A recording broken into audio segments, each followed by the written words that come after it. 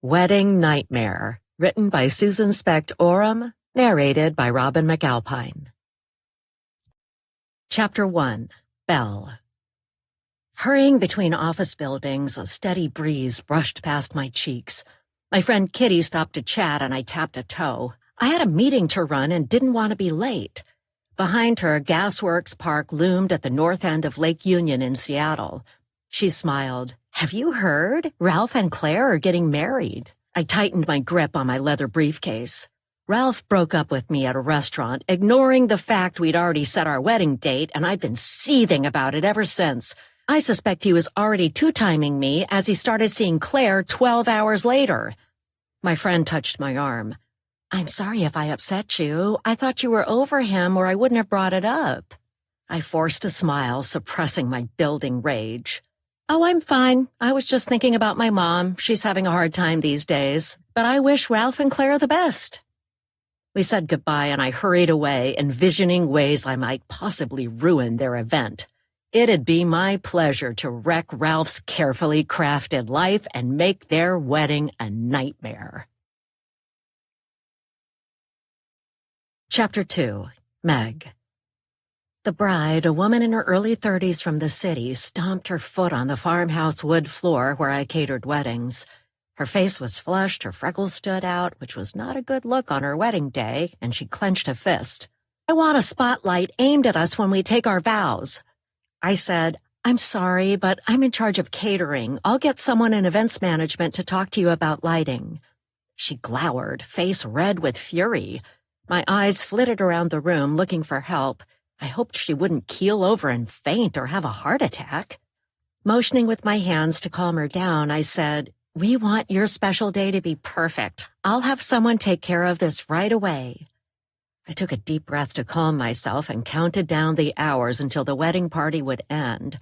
We'd say goodbye, lock the doors, clean up, and run home to collapse, returning to do it all over again another day. I strode away before she could unleash more angst and panic over the upcoming event. Like many off-island brides holding a wedding at the farm, she was eager to wrestle details into perfection, even if they were already just right. Being queen for a day meant exerting control over everything and everyone in sight, and I preferred to stay in the background as much as possible. I rolled my eyes, aware of the irony that although I owned a catering company serving weddings, I'm divorced. Biff and I had a picture-perfect ceremony right here in this place. But our marriage ended in disaster when he walked out one Christmas Eve, leaving 2 stunned young kids and me, a weeping wife, behind. I shook my head at how he left beautiful Barnacle Island. Biff's aloof mother told me when I called looking for him that he'd driven to his hometown of Mill Valley, California, and moved into an apartment building she owned. He never worked, which was a source of contention between us before he disappeared. I waved a hand in front of my face. Good riddance to him. Any man who doesn't stick around for his 2 beautiful children and stay in touch is a royal jerk. Knocking on the event manager's office door, I relayed the bride's request. Candy nodded at her desk. "I'll get right on it. Thanks for telling me. I think this event is going to be a challenge, but I hope I'm wrong." Before going in the kitchen, I stopped at an open door and gazed out at wild meadows and pastures surrounding the property. Inhaling the sweet aroma of fresh hay, I hoped to absorb some of the tranquility and add it to the essence of my food. The bride cried out, "I smell manure! Someone do something!" I hustled into the kitchen and released a sigh. Thankfully, in my domain, I could hide from what appeared to be a brewing bridal storm. The events manager, Candy, rushed past, heading toward the frantic bride. I glanced at a white wall clock and nodded. We had 7 hours to go until this shindig ended. I bit my lower lip and hoped nothing would go wrong with my part of the event. My daughter rushed into the room, her curly dark brown hair bouncing with each step. I made it just in time. I went over and gave her a quick hug. Stepping back, I smiled. She and her brother were the best part of my marriage. With every ounce of my being, I tried to make up for the missing parent and heal the trauma of their past, but I knew I'd never be enough. He up and left one Christmas Eve without saying goodbye or telling us he was moving from our island in the rainy but beautiful Pacific Northwest. Like many from California, he complained about the winter gray weather, and I guess he couldn't cope. Patting Francesca's shoulder, I said, "You're 10 minutes late, but I'll overlook it this time. Now tie back your hair, put on an apron, and let's get going." "Sure thing, Mom." Francesca pulled up her hair in a ponytail and slipped a green apron over her head. I pursed my lips, recalling how at times she was uncoordinated. I hoped she wouldn't trip while serving dinner. Chapter 3, Francesca. I ran from my car and breezed into the kitchen at the farm, breathing hard. I grinned at my mom, who hired me to help cater weddings, and opened my arms. "I'm here, right on time." Mom frowned, crossing her arms. "Actually, you're 10 minutes late. Try to be on time for tomorrow's wedding." "I had to park in the back lot, so it took longer than I expected." Mom's brow furrowed. "It's your first day, and watch out for the bride because she's freaking out. Whatever you do, don't get on her bad side." I shrugged. "Sure, how hard can it be to serve people at a wedding?" Mom said, "Just remember what we reviewed last night in our practice session." I rolled my eyes. "I did fine on the practice runs and didn't trip once. It'll be fine, don't worry." Mom looked away, but not before I saw a flicker of concern cross her face. My brother, who was also working the event and filling in because someone called in sick, was the easygoing one. It was easier for me to get my feelings hurt, with my face reflecting how I felt. Mom said, "Start with the place settings and do it like I showed you." "Sure, Mom, and thanks for the work. I could really use the money." I smiled and went out to the dining room, folding cloth napkins. I hoped this job would help me adopt a new attitude. I'd been stuck in the past for far too long, and I needed a new outlook on life. Movement outside the windows facing a grassy area with pastures and a meadow beyond that caught my attention. A woman in her early 30s in jeans and a shirt jabbed an index finger at gray clouds on the horizon. I winced and got back to work. Chapter 4, Meg. A van pulled up outside and a woman hopped out, ambling into my workspace with her hands in her denim overall pockets. A tiny diamond in her nostrils sparkled, reflecting light. She pulled her hair back in a ponytail and brushed a strand of brown hair from her face. "I'm here to deliver the cake. Sorry I'm late. Traffic on I-5 was worse than I expected. Where do you want it?" I said, "I'll check with the events manager. She'll want to see you." I radioed Candy, but she didn't respond. My son Troy chopped vegetables with a vengeance with his back to us. I'd hired him to help for the day because my employee called in sick at the last minute. Pressure was building, and it wasn't only coming from the worried bride. Something felt off today. Little things going wrong were adding up. Over coffee this morning, I'd read the weather forecast. A storm was coming, bringing wind and rain. I doubted any bride would be happy about that, not one bit. I radioed Candy a second time. She picked up, and when I said the cake was here, she said, "Can you handle it? I'm outside with the bride, and I can't step away. You know where the cake goes, on the table in the corner." I said, "Sure thing." The delivery person looked around the commercial kitchen, eyes lingering on my son's sandy short hair and his biceps. He worked as a baker, although he had a law degree, and in the early hours before dawn, he worked out lifting weights at home. With a shrug, I said, "I'll show you where to put the cake. Do you need help getting it out of the van?" "Definitely. This cake is a monster and very delicate. I can't move it on my own." "Troy can help you." I went over and patted my son on the shoulder. He looked up with a smile, pulling out his earbuds. I was lucky my 2 grown kids decided to live on Barnacle Island where they had grown up. I said, "The cake's here. Will you help her bring it in?" He nodded to the delivery gal, who was about his age, in her early 30s. "Show us where to put it. We'll bring it in." "Follow me." I strode out to the main event area. Dark wood beams in the ceiling gave the remodeled farmhouse a rustic feeling. A wood floor added an element of warmth. The sky was becoming overcast, perhaps a harbinger of weather to come, and clouds covered the sun. The bride's shrill voice carried from outside. I can't have clouds on my wedding day. I picked a day when I was guaranteed sunshine. This isn't right. I arched my eyebrows but kept quiet about the brewing bridal storm. By the time the ceremony started, the bride may have forgotten her worries about creating the perfect event. We try our best at the farm, but life happens, and most events contain one or two tiny errors, like a bride sneezing because of certain flowers in her wedding bouquet, or guests rushing inside during a sudden downpour. It's our job to put the polish on those surprise elements of potential disaster and turn chaos into a perfect shining moment. I frowned as a concern crossed my mind. My daughter Francesca was known to be slightly clumsy at times. I'd hired her to sail elegantly through dinner service.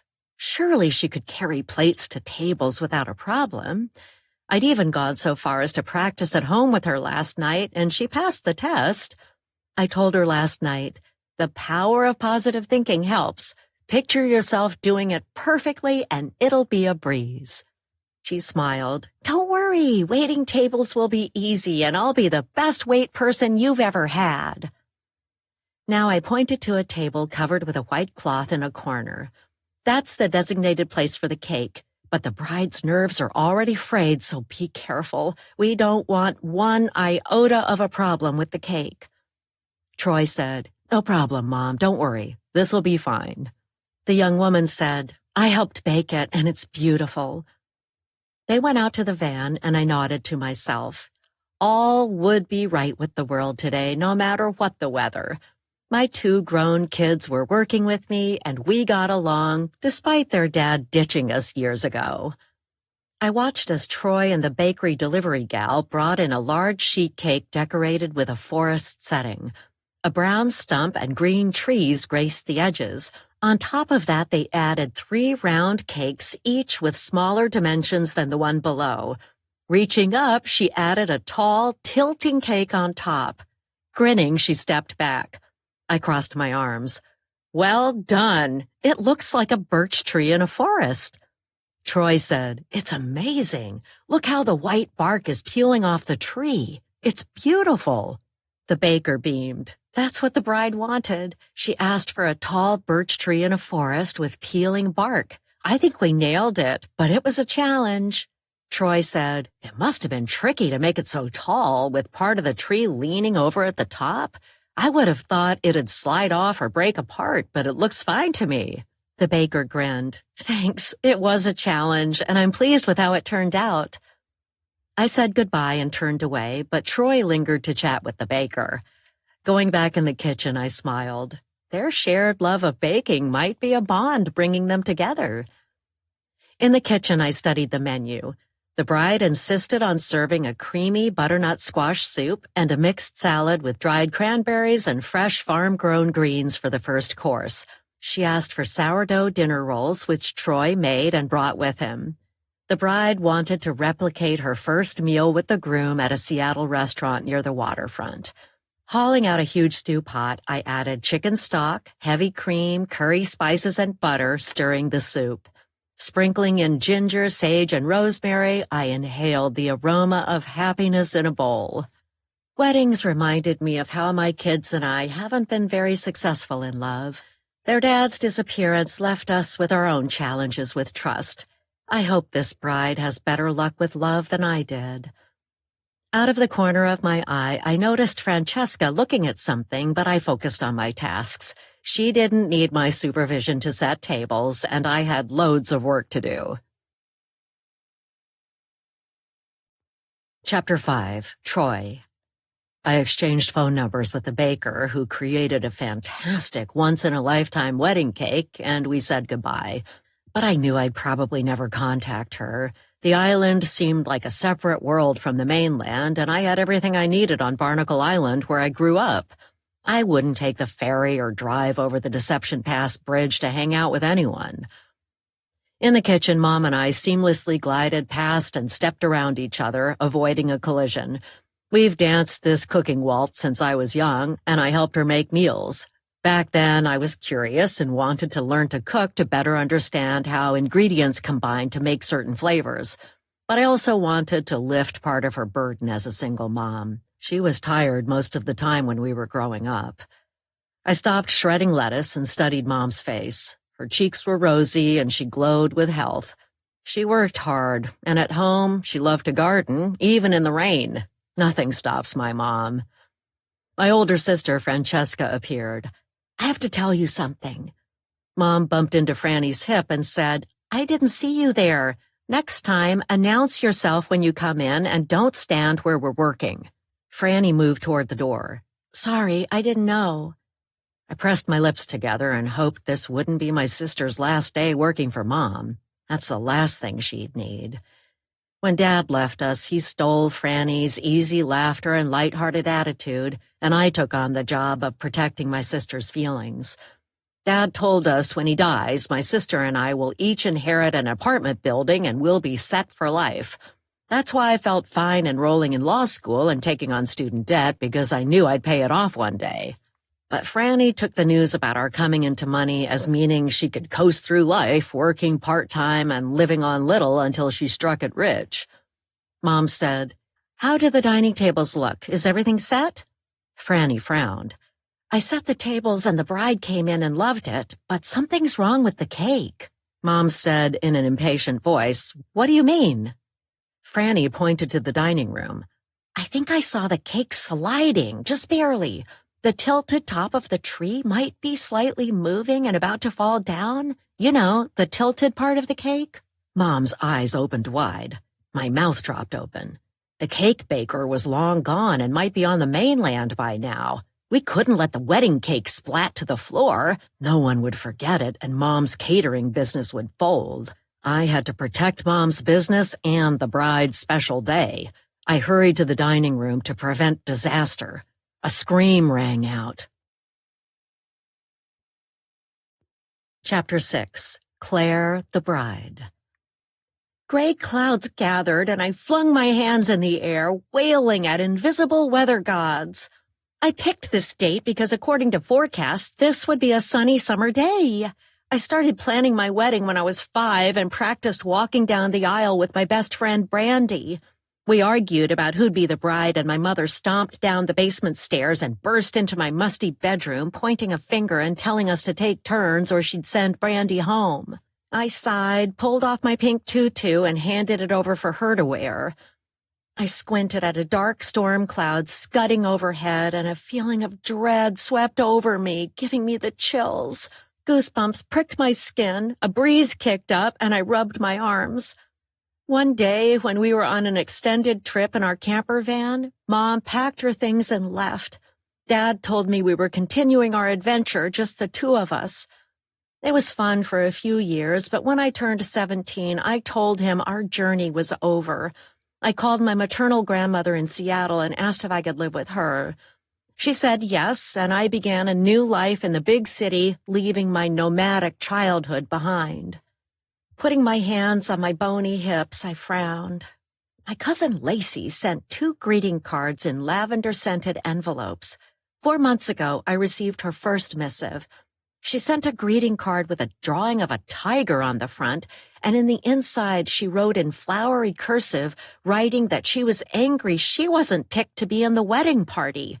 She wrote, "I hope you'll include me in the wedding party and, if possible, make me a maid of honor. You have 2 weeks to correct your mistake." Meadow grass swayed in a stiffening breeze. A canopy flapped in the wind. I hadn't changed my mind. My friend Rhonda, who was going to be maid of honor, was the best person for the job, and I remained steadfast in my choice of bridesmaids. It was Team Rhonda all the way. Rhonda was a whirlwind of fun and a pro at organizing events. But she wasn't here when I needed her. Rhonda was stuck on the mainland waiting for a ferry. She'd texted her apologies saying the first ferry was canceled due to staffing shortages and the next boat had a mechanical issue that needed to be fixed. I swallowed hard, recalling Cousin Lacey's second card. We met once when Dad and I passed through Burns, Oregon, and she waitressed at a diner where we ate. She carried a chip on her shoulder from the moment I met her, and she said she was jealous because I was traveling with my dad. But at 15, I thought she was lucky to be planted in one place, not having to move around and search for free spots to park our van each night.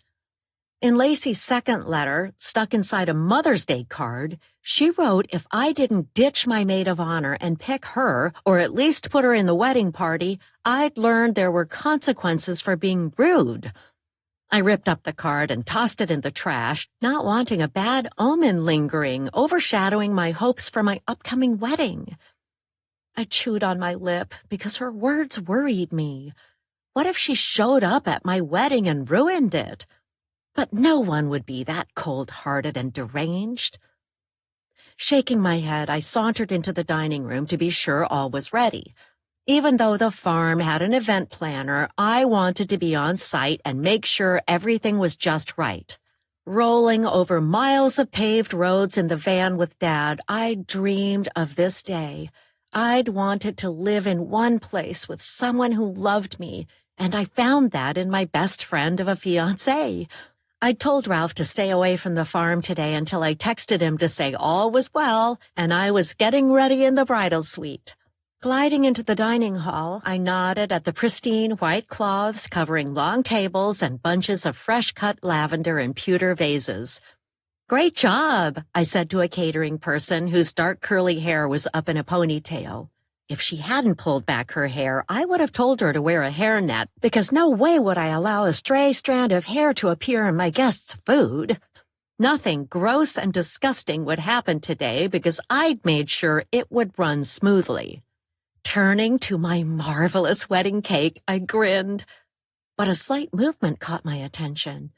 My mouth dropped open, and to my horror, the bent top portion of the birch tree started to droop. I tilted my head and stared because maybe I was imagining seeing a slight movement. I hadn't eaten today in order to fit into my backless white lace low-cut wedding dress. It was one size too small, but it'd look fabulous in wedding photos in the years to come. I gulped. The top part of the cake, resembling a tree branch, was definitely moving. My beautiful wedding cake was about to slide down and go splat on the floor.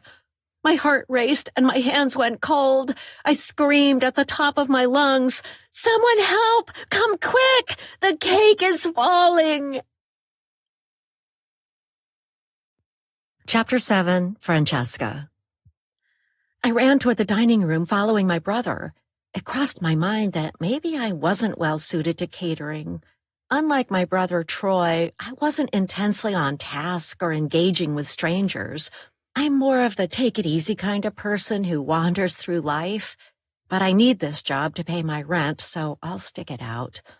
I'd rather be sipping margaritas and living in an old house I've had my eye on. The place is packed with a hoarder's stash of trash, and it's been sitting on the market for a long time. If the place is still for sale when Dad dies, I'll try to buy the hoarder's house, clear it out, and enjoy life by the water, kicking up my feet and watching sunsets. I entered the dining room and clapped a hand over my mouth.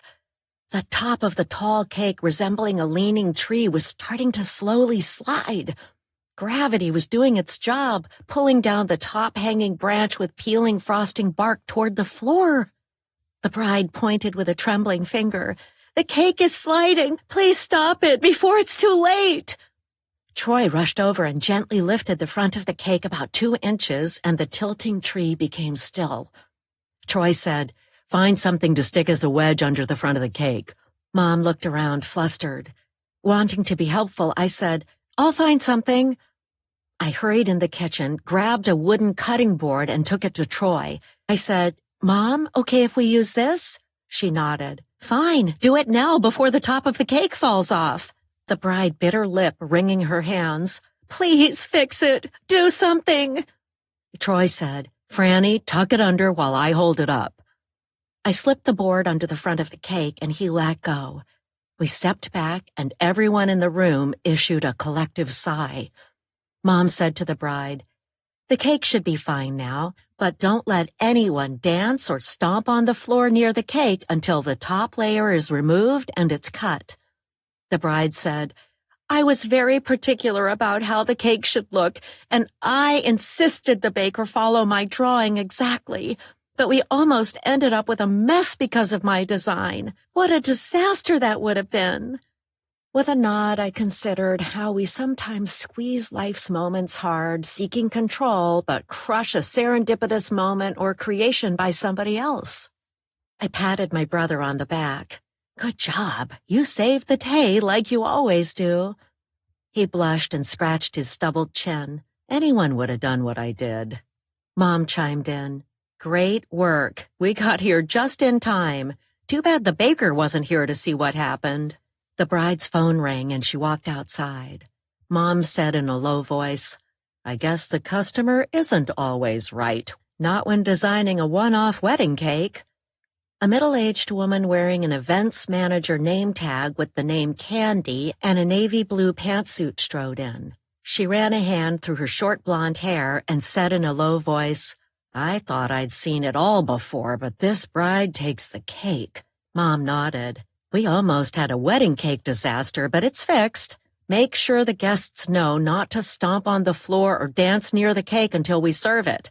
The top part looks ready to topple and fall on the floor. The events manager cringed. We can't let anything go wrong. The bride's nerves are frayed as it is. Her bridal party is stuck waiting for a ferry in Mukilteo, and she's freaking out because of the change in the weather. I opened my hands. As anyone would be in her situation. Do you have a backup plan for if it rains? Candy tilted her head. We do. And you are? Mom smiled, gesturing to me. This is my daughter, Francesca. She's helping me out today and starting a career in catering. The events manager smiled. Welcome to my world of stress. Nice to meet you. I'm Candy. Now, I've got to make sure the tents for cocktail hour are adequately anchored in case the wind picks up. We don't want them blowing away. Candy hurried outside and Mom turned to me, frowning. You shouldn't speak to guests or members of the staff unless they address you first. We are hierarchical at the farm despite appearances of laid-back charm. Understood? I winced. Mom was kind, but at work she became bossy. I thought this would be an easy gig, but instead I'd stepped into what felt like controlled chaos. Catering events probably wasn't my calling, and I'd look for another job soon. Tomorrow I'd stop at the garden store in Bayview to see if they were hiring. I swallowed my pride, wanting to keep this job until something better came along. You bet, I've got it, Mom. My brother gave me a wink, lifting my spirits, and we followed Mom into the kitchen. I whispered to Troy, I don't think I'm cut out for this kind of work. Too much drama and stress. Troy squeezed my hand. Just keep going, Franny, one step at a time. We'll get through this wedding and the one tomorrow and the day after that. You'll get the hang of it. I pursed my lips. I hope so, but I kinda doubt it. He scratched his chin. You've run through a lot of jobs since high school. There aren't many places left for you to work on the island. Stick it out and change your frame of mind. Working for Mom won't be that bad. I glanced over at her and said to Troy in a low voice, She's a dragon in the kitchen with her claws out about everything. I miss being around normal Mom. Mom said, I'm your boss, Mom, the catering monster. That's enough chit-chat between you two. Let's get to work. We have a wedding to cater. Chapter 8. Claire, the Bride. I stepped outside and texted my father. Are you on the ferry? Did you pick up Grandma? He replied, She's with me, but the ferry's delayed. First it was staffing issues, now mechanical problems. I sucked in a breath. I needed them here beside me.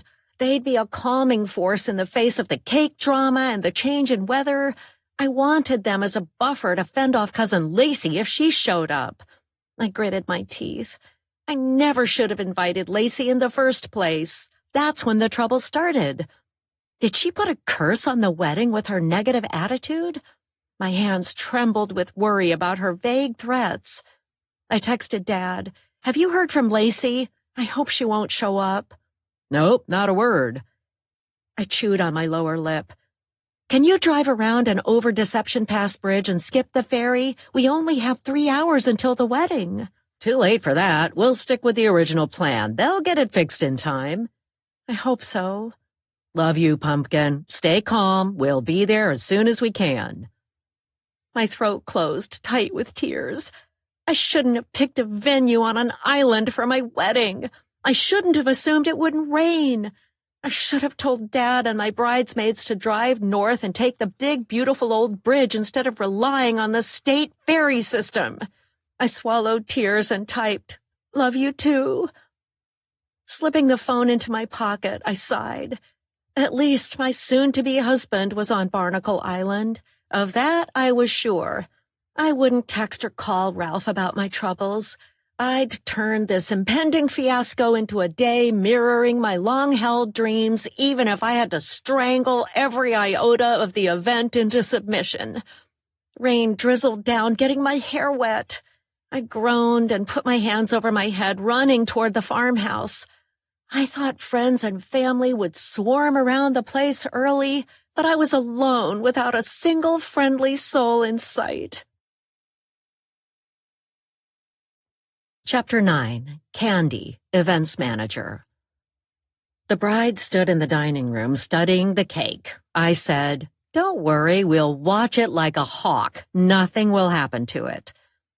I hurried into my office and sat at my desk, calling the baker responsible for the cake near disaster. The baker needed to know not to let customers talk them into creating a cake that wasn't tenable. A sliding cake? No thanks. One featuring a tree branch tipping over? Definitely not. When the baker answered the phone, I drummed my fingers on the desk and said, "Yasmin, do you have a moment?" "Sure, what's up?" The cake almost went kaput on the floor. "Oh no, what happened?" Claire, the bride, paced outside my office door and I lowered my voice. No need to rattle the poor woman. This was her special day, but she was alone. Ferries to the island were down and wouldn't be fixed for 2 to 3 hours at the earliest. I needed to talk to Claire about how long she'd wait for her guests and if she wanted to proceed with the ceremony as scheduled. I stood and a movement outside the window caught my attention.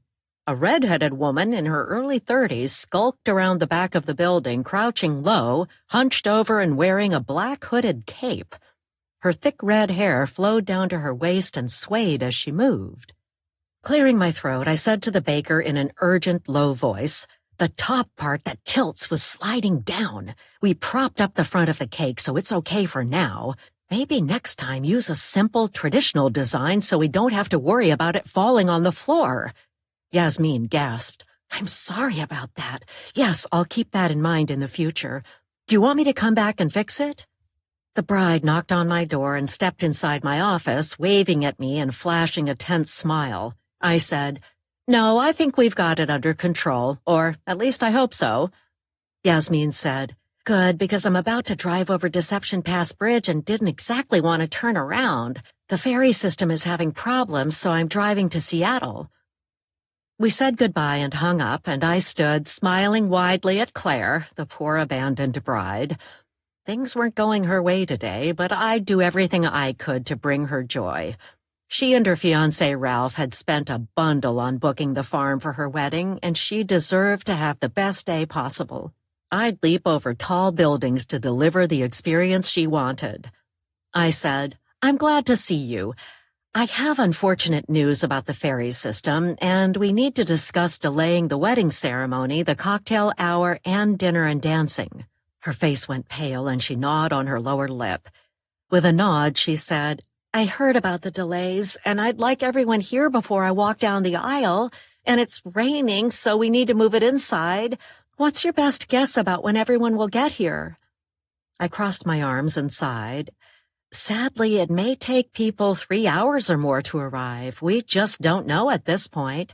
The ferry said they're working on it, but 2 boats are out. She tilted her head. "So if we move the ceremony back 3 hours, that puts dinner at what time? 10 at night? That's too late." I nodded. "The chef would have a fit if we did that, but it's possible. It's up to you. There'll also be overtime charges associated with the catering service, staff, and facilities, so you might consider that before you make a decision. And the boats stop running at a certain time at night." She tapped her lips. "If we serve dinner late, we'd finish up when? 1 in the morning? I'd hate to see my guests driving at that time of night after drinking for hours. If they're staying in Seattle, could they even catch a ferry at that time of the morning? I shook my head. No, the last boat leaves Clinton at 12:35 and the ferries are down until 4:40 in the morning, so that won't work for guests needing to head back to Seattle tonight. She walked over to the window, peering out. So we could wait for people to show up, hold a quick ceremony, skip serving dinner, which we already paid for, and then the guests run to catch a ferry back to Mukilteo? I really don't like that idea. It's not what I planned or wanted, and it doesn't allow time to celebrate and hang out together. Or we could go ahead and not deviate from the plan, but I'd be taking a chance of missing my dad and grandmother and maid of honor and others we invited. Tears trickled down her cheeks. She wiped her eyes and said, I can't make this decision on my own. I need Ralph's input. I didn't want to see him today before the wedding, and he's staying in a cottage in a hollow where there's no cell or internet reception. I guess I'll have to drive over to see him and talk this over. What a disaster this is turning out to be. I stepped over to her. I'm sorry things are rotten for you today of all days. It's not fair. It's not right, and it shouldn't be happening. You deserve a perfect day with family and friends surrounding you. She blew out a breath and nodded. Thanks. Outside, the redhead wearing the cape ran past, carrying a green canvas satchel crossways over her shoulder and a large slingshot in her right hand. She ran into the meadow and disappeared from sight. Claire gasped and pointed outside. In a trembling voice, she said, Did you see her? That's my cousin Lacey, and she's angry I didn't include her in the wedding party. I cringed, picturing the redhead stirring up trouble at an event I oversaw.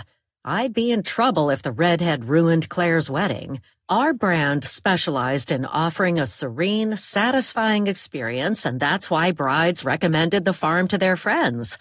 I needed to protect our reputation and stop the woman from wrecking the wedding. My throat was dry, and I cleared my throat.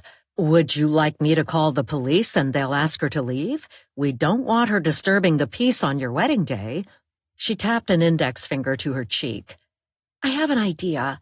Let me talk to Ralph, but I think there's no need to call the police. I'll come back with our decision about the timing for the ceremony. Thanks for the talk. She strode out of my office with her jaws set, tapping into her phone. I stared at the meadow, but I saw no signs of a would-be troublemaker. I had a feeling this would be a day that would live on in our memories as breaking records of things going wrong and weird. Chapter 10. Claire the Bride.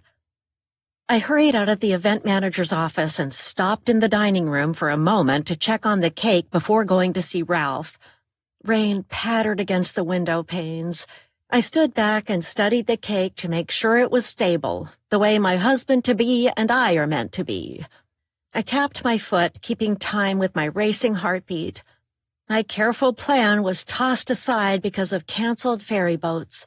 The events manager needs to know soon what we want to do.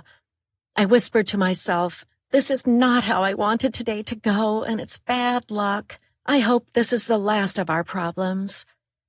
I hurried out to my car and headed to the rental cottage, windshield wipers swiping back and forth just like my life is today. I hoped Ralph would be at the cottage. We needed to get this sorted out right away. Chapter 11. Ralph, the groom. I leaned over the sink, splashing cold, rusty brown water on my face. With a groan, I mumbled, I drank too much last night. I stumbled down a hall in the vacation rental and collapsed in an easy chair in the living room.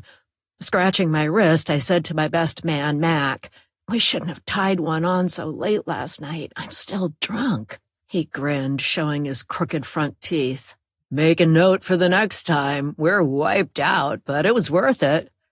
My head throbbed, and I didn't bother to answer. He said, I had a great time pounding back beers with the locals. One was an actual logger. Can you believe it? The other guys plant trees for a living. I closed my eyes. Maybe holding my bachelor party the night before my wedding wasn't the best idea. But it's the only way it worked for our schedules. I had to fly in from Thailand. Massaging my temples, I moaned, "You could have flown in a few days earlier." He yawned. "I had a podcast series scheduled and I couldn't move the dates."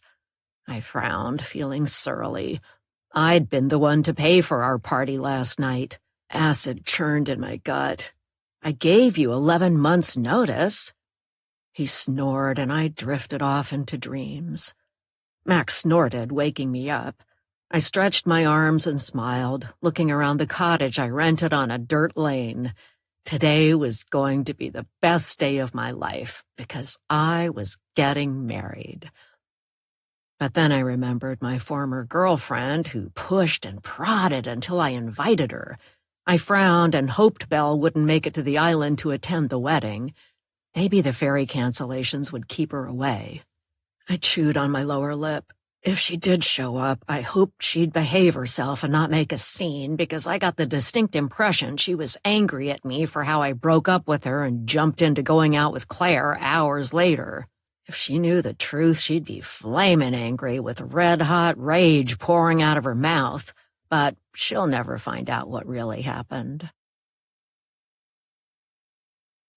Chapter 12, Claire.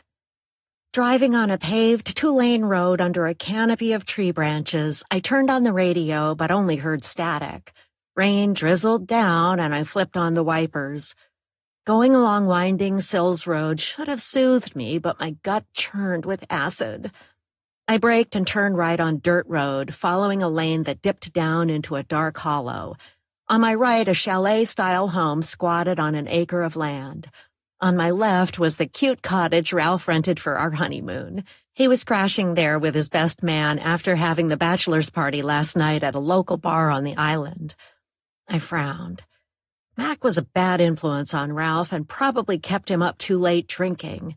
I turned left and my tires crunched on a gravel driveway. I braked to a stop, turned off my car, and jumped out. Every fiber of my being screamed how wrong this was for me to have to hunt down my fiancé on my wedding day. I ran through the rain and trudged up the steps, rapping hard on the door with my knuckles. I was living a bride's nightmare, but I wouldn't put up with nonsense, not today. I hoped Mac hadn't talked him into staying out too late, and deep down I was worried he'd turn into his drunken dad. I cupped my hands, looking inside. Mac and Ralph slouched in armchairs. A set of French doors in the kitchen led out to a half-acre backyard. Grass by the house was mowed, but beyond that stood a wild, dark woods. Tall trees swayed in the wind. A man's voice grabbed my attention, singing a strange, melancholy tune, and I cocked my head to listen. Hidden in the woods, he sang about marriage, relationships, and lost love. I nodded because what he said made sense. Hearing enough of the eerie, sad song, I shivered and hoped it wasn't an omen. I turned the doorknob and barged inside to get our situation sorted out. The cottage smelled like stale vomit, body odor, and breath mints. The kitchen countertop was covered with crushed beer cans. Ralph and Mac were sprawled on easy chairs. I said, "We need to talk. Everything's falling apart." Ralph stood, swaying back and forth. He clutched a hand to his stomach. "You're too loud. Talk in whispers. We're hungover." I gathered as much. "How could you do this to me on our wedding day? Don't you care?" He winced and put an index finger to his lips. "Take it down a notch, would you? My head hurts." Mac said, "Yeah, way too loud considering how much we drank last night. We just woke up." I glared at Ralph, shooting red-hot daggers at him, but he fell back in the chair and leaned over, putting his head in his hands. Did I really want to marry this man who was acting like an idiot? Maybe not. Chapter 13, Meg. The events manager breezed into the kitchen and said, "Meg, do you have a minute?" Candy shifted on her feet, indicating something was wrong. I said, "Of course, what is it?" She wrung her hands. "Did you know most of the wedding party and family are stuck on the Seattle side because the ferries are down?"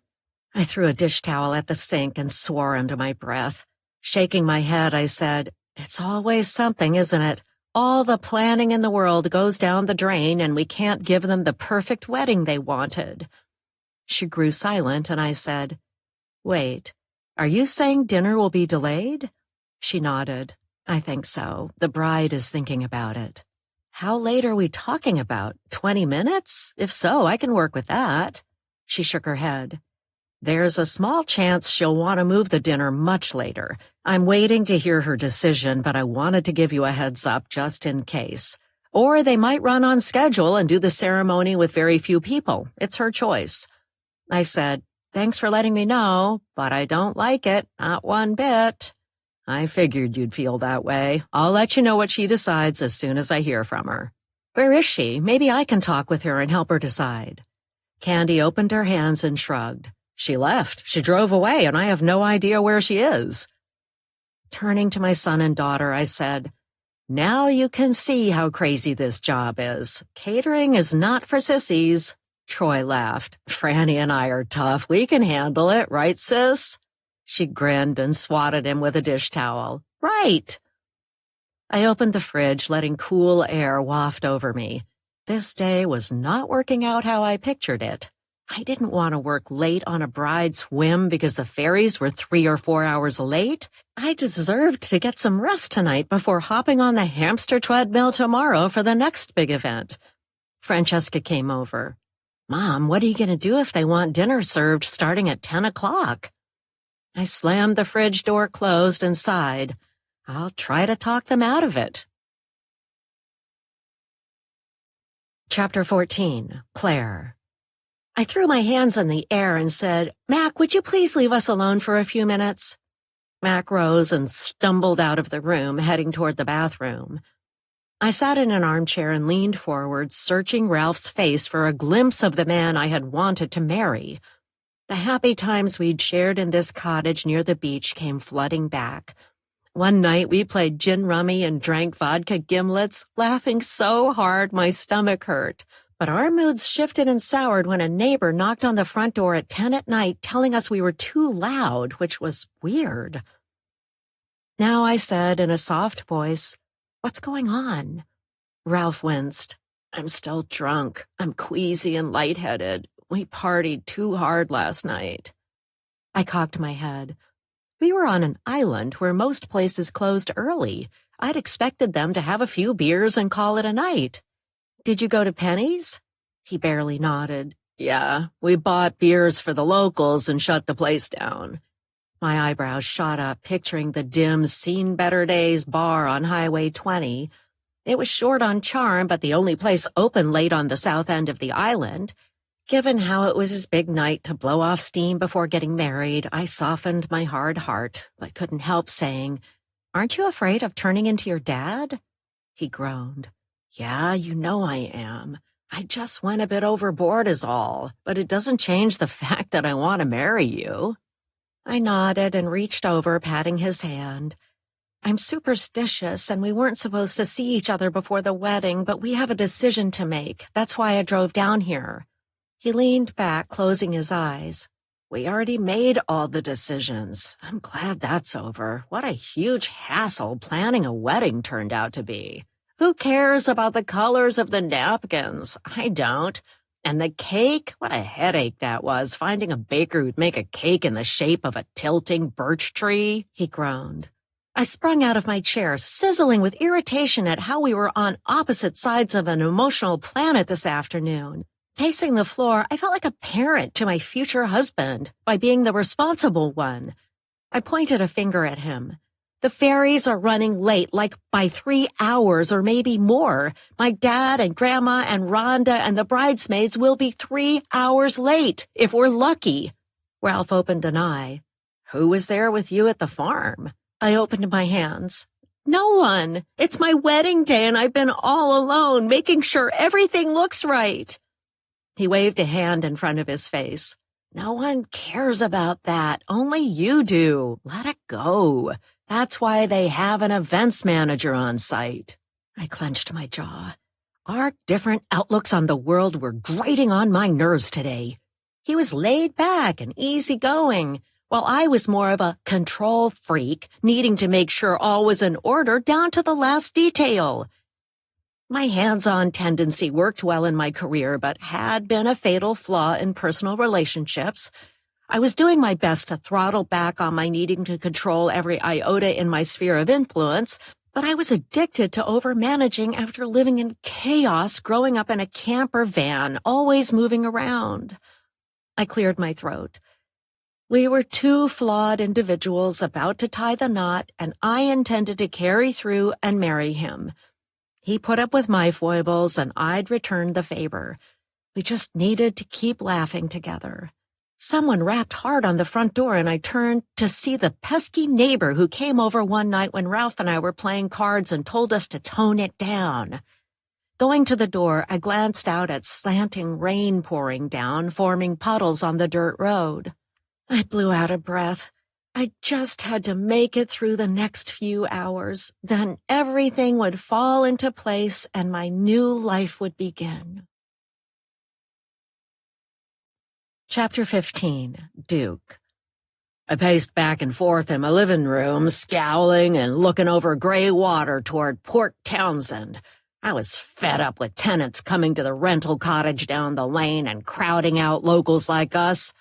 I slapped a ball cap on my head and hurried through the rain to see my neighbor Ellen, who was also on the board of our road association. Her house backed up to the woods, and she didn't have a water view, but she was a retired librarian and a rational person. I appreciated her sharp mind and valued her input. I rapped hard on her door and stared inside. She set down her cup of tea and waved, coming to the door and opening it. "Duke, what can I do for you?" "People at the cottage have 3 cars in the driveway, and one is sticking out almost onto dirt road. We should have put it in the covenants that cars must be parked off the road by 5 feet or pay a fine." She patted her short gray hair. "I'm sure they won't stay long. Don't worry about it."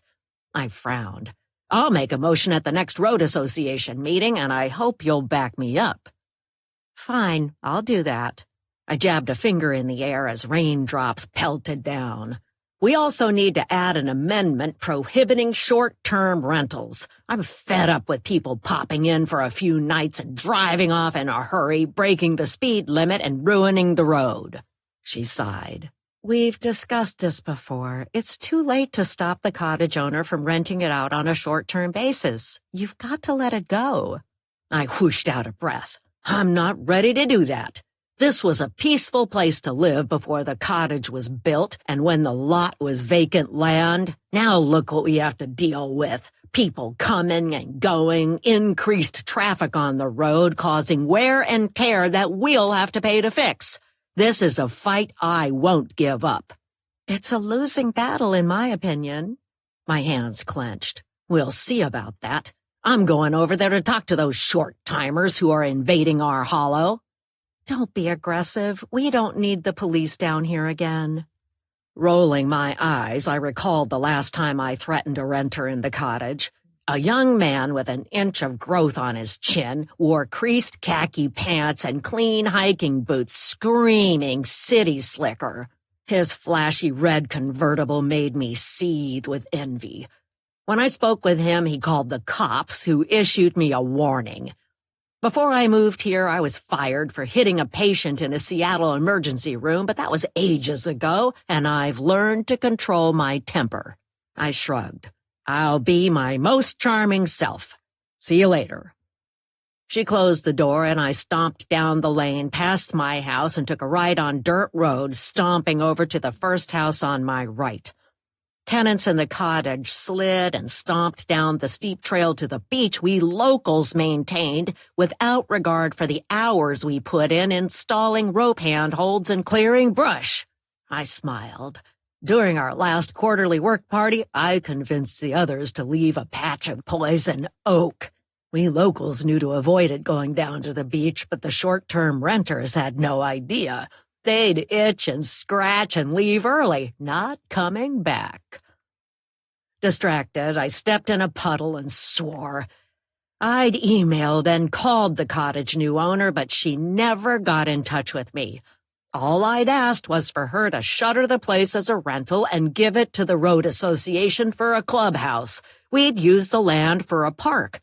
I'm not giving up on my great idea. Stomping up the cottage steps, I glared at the 3 parked cars. While I waited for someone to come to the door, I screwed up my face. Maybe I'd been a bit too hard on the old man that bought the land and built the cottage. After one of my run-ins with him, he collapsed on this very front porch and died from a fatal heart attack. But it wasn't my fault. He shouldn't have gotten so upset at my suggestion that he'd clear out and go back to the city and give us his place. Chapter 16. Ralph. A man in his late 40s in a black and white flannel shirt rapped on the door of the cottage. Claire marched over to it, and I stood swaying back and forth. Clutching my stomach, I did my best to dampen my drunken stupor. In a weak voice, I said, "Don't let him in. I don't want to talk to him." But I spoke too late. She opened the door and said to the stranger, "Hello, can I help you?" I moaned. The hangover made my mind muddy and slow. She turned to me. "What did you say?" The man stepped inside, tugging on his blue ball cap. Everything about him signaled he was ready for a fight. His hands were fisted, his face flushed, and his dark, flat eyes narrowed. He stabbed an index finger in my direction and said in a loud voice, You're the problem. I've seen you here in the hollow before, ruining the road. Why don't you go back to the city where you belong?" My skin itched, and I scratched my wrist where red, bumpy welts were forming. Time slid past, but I didn't have it in me to wrestle verbally with this weird stranger. Not today, not on my wedding day, not when my head hurt. The man grinned, studying my wrist. "Bet you got a case of poison oak, don't you? Too bad you used our private trail down to the beach. That'll teach you not to take advantage of what we maintain. And you drive too fast. The speed limit is 10 miles an hour, but I've seen you flying down the hill at 30, creating ruts in the road." I took a breath and gathered my strength to fight, but the seething man continued before I could utter a word. He said, "You have no idea what it takes to maintain the road. We share the cost to maintain it, but people renting this home use it far more than locals do. It's not fair, and I intend to do something about it." Claire crossed her arms and glanced at the road. My future wife avoids conflict, so this toxic neighbor had to be upsetting her. My head throbbed, but I spoke up. "Don't worry about it. We'll be spending our honeymoon here and not leaving the house. Your precious road will be safe from us." Mac lumbered into the living room. "But I'll be here for the week." I cocked my head. "You're not staying here. We are. We booked it for our honeymoon. It's a special place for us." Mac smiled. "I'll run my podcast out of here, tuning in from Barnacle Island. It'll be great." I shook my head. My best friend was a known moocher, and I'd fallen into his trap before. "Mac, three's a crowd. No way you're staying here." The invader in a checked black and white flannel shirt scowled. Pointing at Mac, he said, "There's no internet down here in the hollow. It's a dark spot on the island, so good luck with that." Mac sighed, running a hand through his hair. "Maybe I'll reconsider my plans and move on after the wedding." I straightened up to my full height of 5'9" and said to the local jerk, "We're getting married today, and I'd appreciate it if you left the premises. We have some decisions to make." The angry man looked from Mac to me. "You're getting married?" I moved over to Claire, slipping an arm over her shoulder.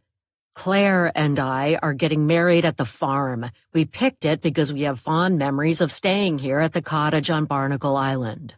I gave Claire a peck on the cheek, and she winced. My breath must be bad enough to melt paint off a car. I let go of Claire and moved to the door, scratching my itching wrist. "So if that's all, we've got to say goodbye to you. We have a wedding to go to before it's too late." The man snorted. "Good luck with that today. The ferries are running late. And while I'm at it, move that car from the road. It's sticking out and creating a traffic hazard." Claire put her hands on her hips. "That's mine, and I'll be leaving soon. We have to say goodbye to you now because we have serious issues to discuss." She opened the door and motioned for the local guy to leave. He sent me a final glare, tugged on the brim of his blue ball cap, and stomped down the steps, heading through the rain toward a house on the bluff. Closing the door, Claire frowned. We have to make some quick decisions. If we go ahead with the ceremony, we'll miss most of our guests. And what about dinner? By the time people get here, assuming the ferry is fixed, it'll be too late to serve them dinner. I went over and gave her a hug. She sobbed into my shoulder and wailed, I wanted everything to be perfect, but it's all wrong. What are we going to do? And Cousin Lacey showed up just to make things worse. I pulled away. Your cousin Lacey is here? You saw her? Claire wiped her eyes. Yes, she was creeping around the farm like she was planning something. She's wearing a cloak with a hood and carrying a big slingshot. Mac cleared his throat. She sounds interesting. I'd like to meet this Lacey. She might be a good guest on my podcast. I winced at how podcast-centric he was and how everything was all about him. Chewing on the inside of my cheek, my mind flashed to the threatening cards Lacey sent my future bride. I wasn't going to let a redhead cousin wreck our wedding. I'd already done enough damage to Claire's day by being drunk in the afternoon of our big day. I said to Mac, give the podcast a break for today. We've got real problems on our hands. Claire tapped her chin. Wait, Mac's idea could work. He could distract Lacey and stop her from sabotaging our wedding and reception. I nodded and went in the kitchen, taking a jug of water from the fridge. Well water at the cottage was rusty brown most of the time. Disgusting was the word and undrinkable. Pouring 3 glasses of bottled water, I handed one to Claire and Mac, who chugged it down. Taking a sip, I said, You're right, that would work. Mac, are you up for it? She's a red-headed fireball with a temper. She's angry she wasn't picked for best bridesmaid or whatever you call it. Maid of honor, Claire said. Or just a bridesmaid. Mac shrugged and grinned. You can count on me to protect you on your wedding day. That's what I'm supposed to do. Claire drank the water and set down her glass on the kitchen counter. I have to tell the events manager what time we'll hold the ceremony and if we'll delay dinner or go ahead with just a few people. Mac chuckled. You mean basically a ceremony and dinner for just your cousin Lacey, me, and you two? That sounds weird, but I guess it could work. Thoughts raced through my mind, and I latched onto an idea. I smiled and said, How about this? Chapter 17, Claire. I ran to my car and jumped in, driving down the dirt road at the mandated 10 miles an hour until I turned left onto Sills Road heading for the farm. A mile from the hollow, where grumpy neighbors lingered and loomed, my phone dinged and dinged again. I glanced at the device but kept driving. I didn't have time to talk with my friends or father. I needed to deliver our decision to the events manager and get things rolling in a new direction. Rain drummed down on my car and the road was slick, so I slowed down. Today was not the day to end up in a ditch and wait for a tow truck. I cringed, imagining more disasters afoot and picturing my car running off the road and rolling over in an area where I didn't have cell reception. Shaking my head, I banished the flights of dark fancy and pulled into a parking spot at the farm marked Bride-to-Be. I jumped out, slammed the car door, and hurried to the office. My wedding plans were out the window. Nothing was the way I wanted it, but it would be a fine event anyway. I just had to adjust my mindset and get ready. Striding down the hall, I looked around for my cousin, who might be lurking somewhere, plotting my downfall. I'd stay on the lookout for Cousin Lacey, trying to pull a fast one and ruin my wedding over a perceived slight. Chapter 18, Candy, Events Manager. The bride marched into my office, resting her hands on her hips. Do you have a minute? I closed my laptop and stood, gesturing to a chair. Of course. Won't you sit down? She glanced out the window and shook her head. I've got a lot to do to get ready, and this won't take long. Have you seen the woman we saw outside with red hair? She was wearing a hooded cape and carrying a slingshot. I released a slow breath. Claire was more relaxed than she'd been when she left, almost as if she'd had a moment of enlightenment and she was taking things in stride. This was a boon and a huge benefit for me because weddings were tough enough without our having a nervous bride hovering and worrying over every last detail. I hoped what I was about to tell her wouldn't send her into a tailspin of angst. I opened my hands and said, "I'm sorry to tell you this, but your cousin Lacey is here. She came inside and is sitting by the fire having a coffee at this very moment out by the stone fireplace. Her coat was wet, so I had someone hang it up and give her a warm blanket." I expected Claire to fuss and fume, but she shrugged and said, "Okay, that's great. Here's our plan."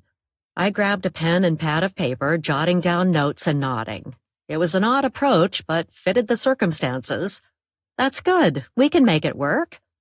She gave me a smile and waved, walking away. Chapter 19, Meg.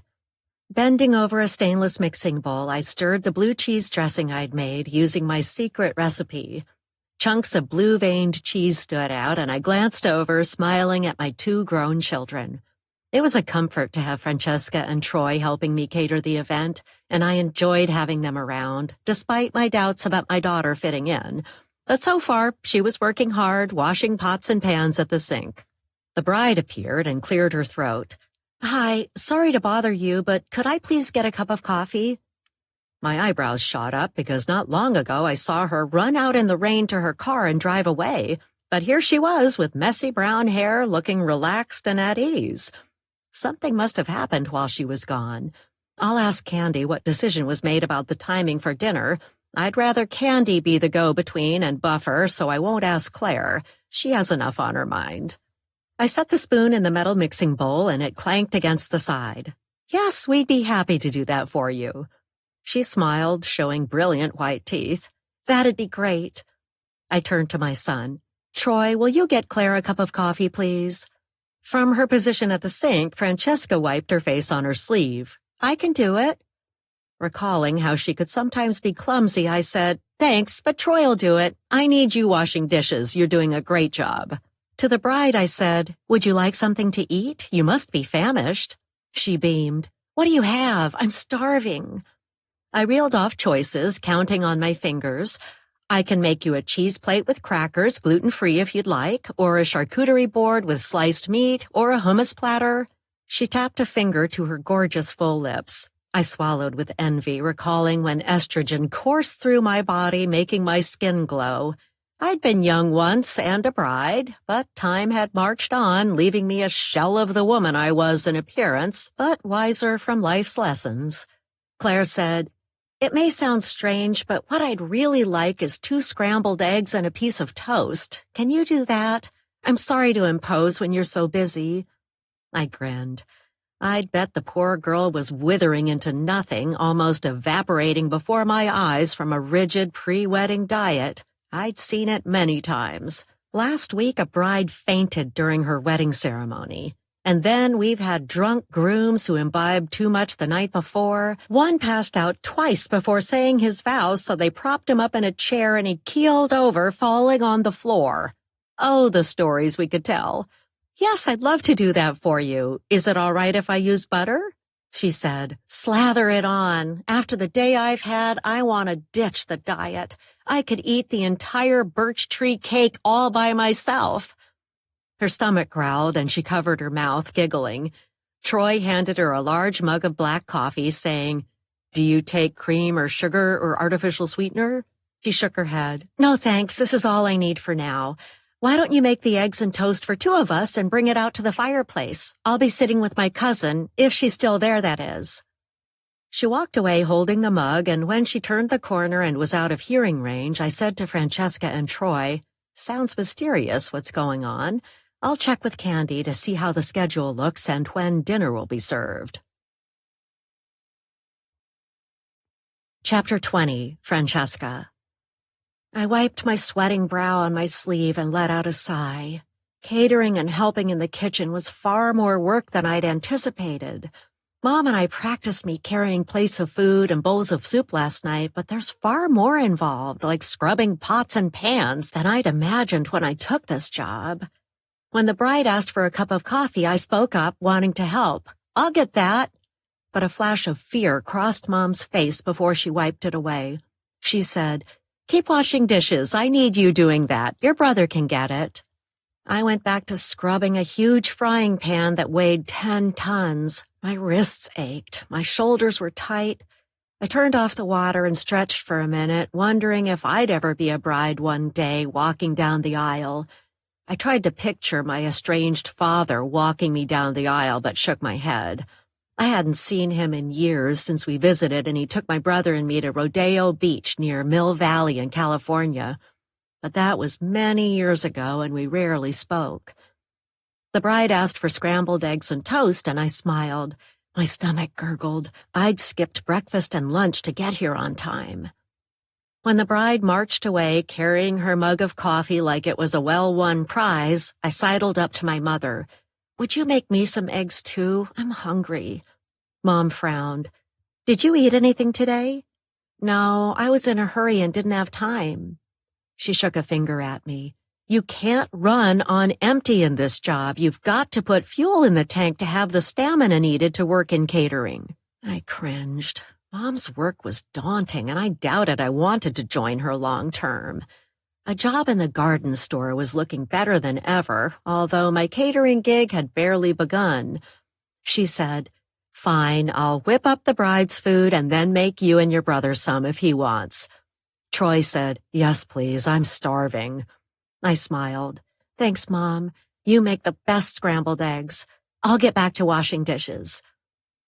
While I scrubbed bowls at the sink, Troy took 2 plates of toast and eggs to the bride.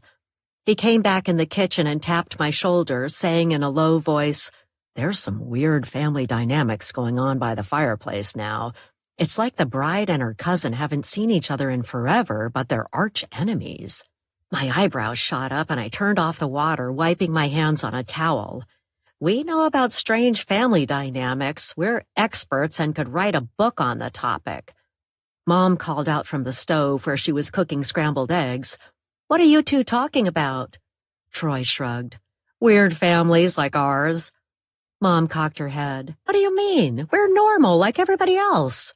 I laughed. "Come on, Mom. Dad lives in an apartment which his mother owns, and he rarely leaves and doesn't work, and the fact that he walked out on us is anything but normal." Troy nodded. "And Grandma, his mom, is cold as an icicle." Mom shrugged. "You two win, and I guess we do have an odd family. Get your bread or toast because the eggs are ready." I said, "Thanks." "You're welcome. Now get a move on. We have a lot to do before the wedding."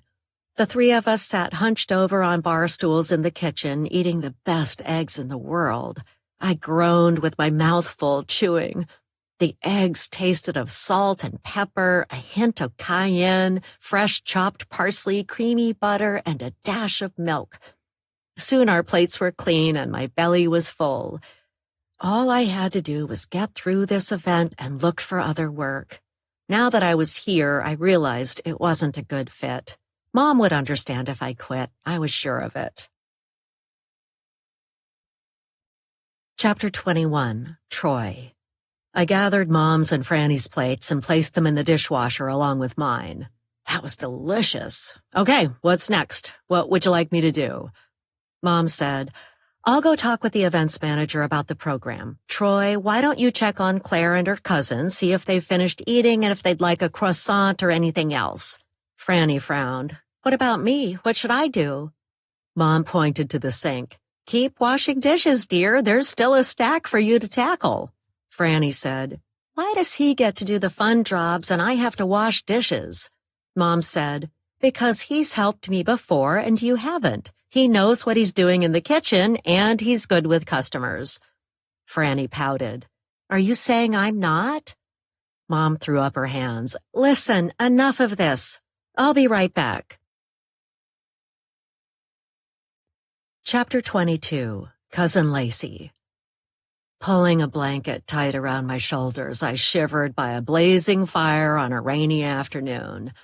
I'd come here intending to ruin my cousin's wedding, but no one else was around. My cloak was sopping wet, but a staff member took it to hang up and dry. I sighed, playing with a strand of hair and wiggling my wet toes. I left home with a half-cocked idea of sending rocks zinging past Claire's head with my slingshot before she took her vows. I toyed with the idea of shooting paintballs at the bride and her maid of honor and bridesmaids. Right now, as rain drummed down on the roof, the paintball attack carried a lure, but I'd been too lazy to arrange it. Gazing into the crackling fire, I screwed up my face. The farm was basically empty, with only a few people around before the wedding. I watched Claire run out into the rain a little while ago, sprinting for her car, but then she came roaring back. She's alone on her wedding day without family or friends, which must be a bummer.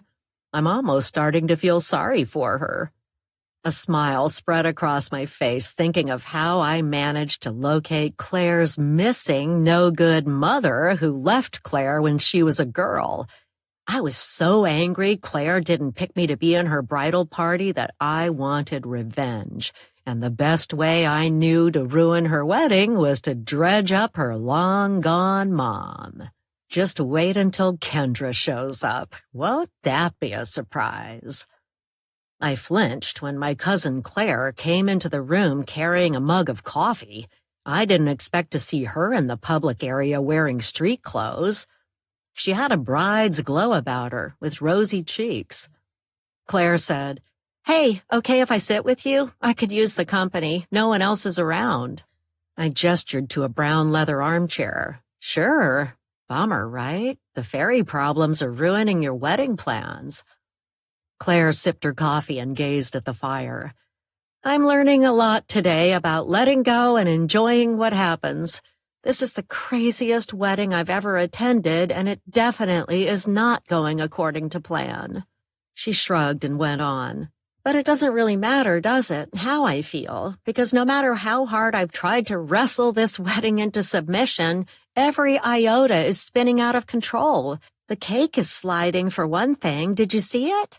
I nodded and didn't mention I ran my finger through the icing along the side and took a taste. "It looks delicious."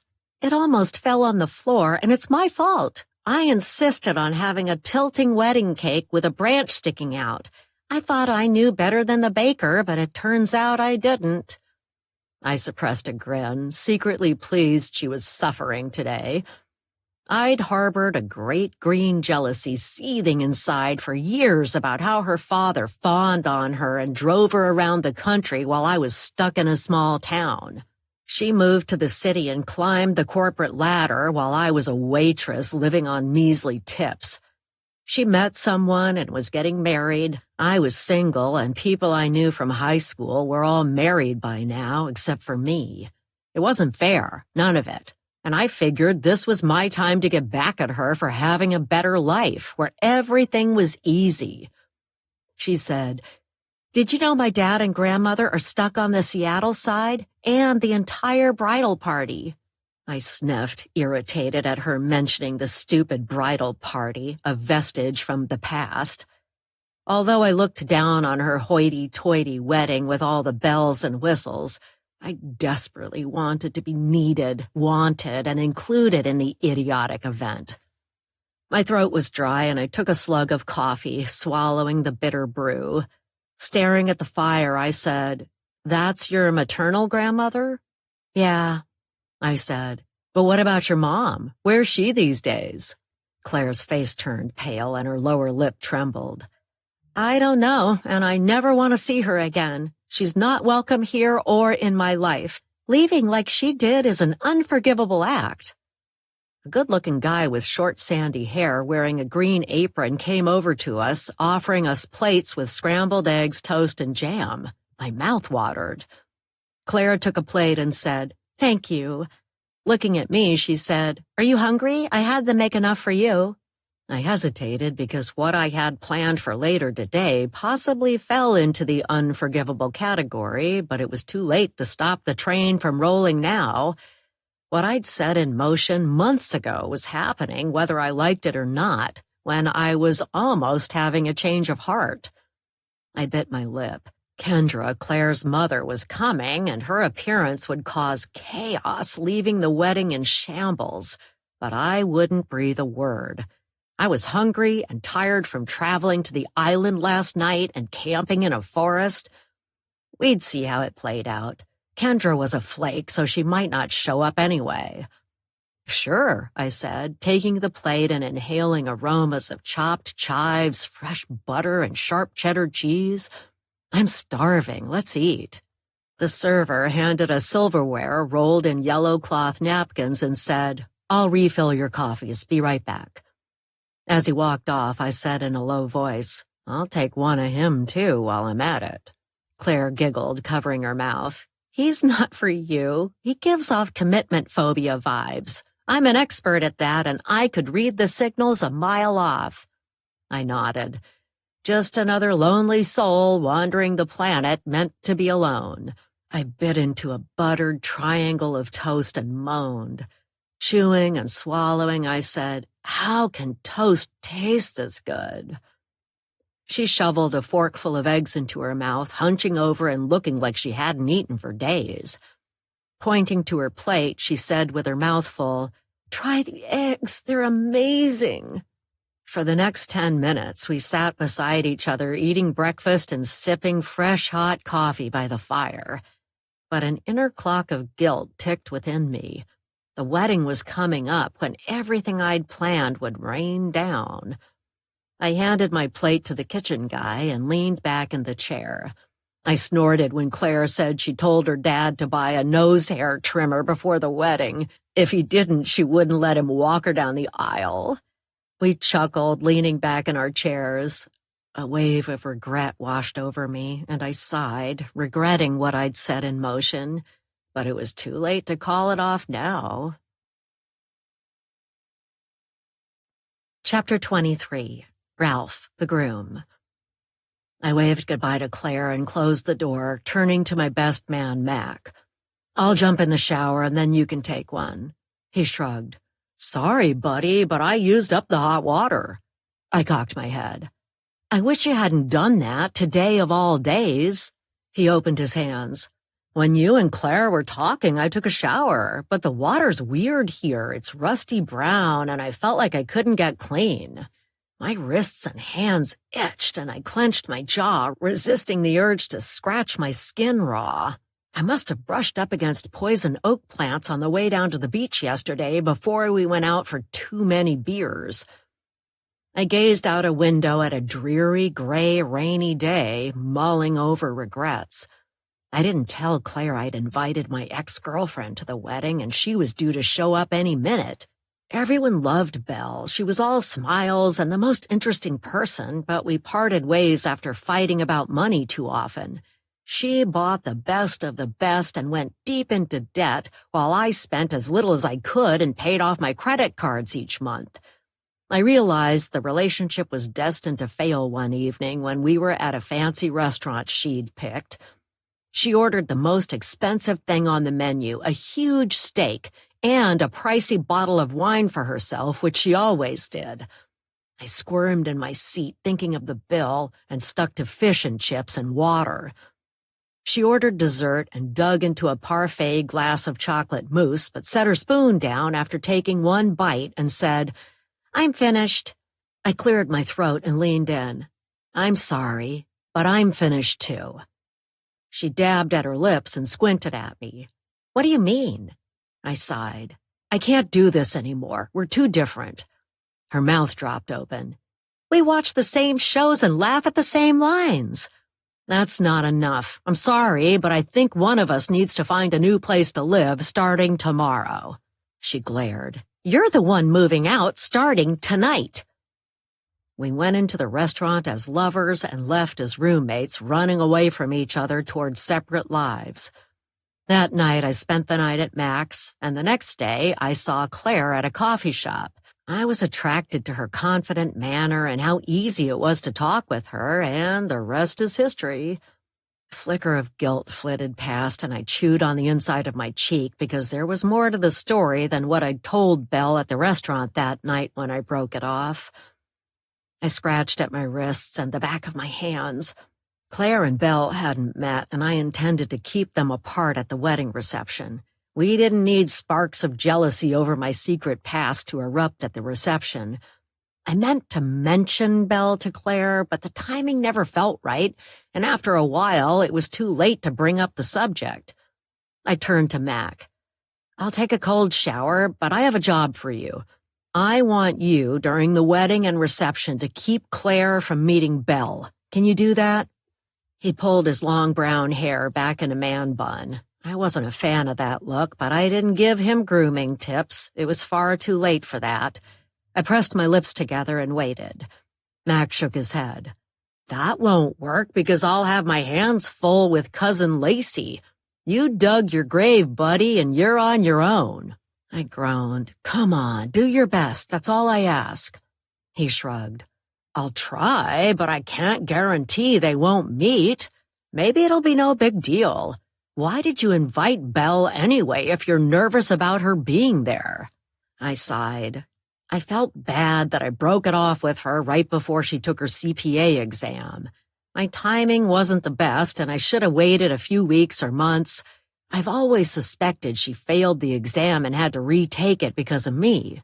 Mac laughed. "Get over yourself. No one's that important. She passed eventually, right?"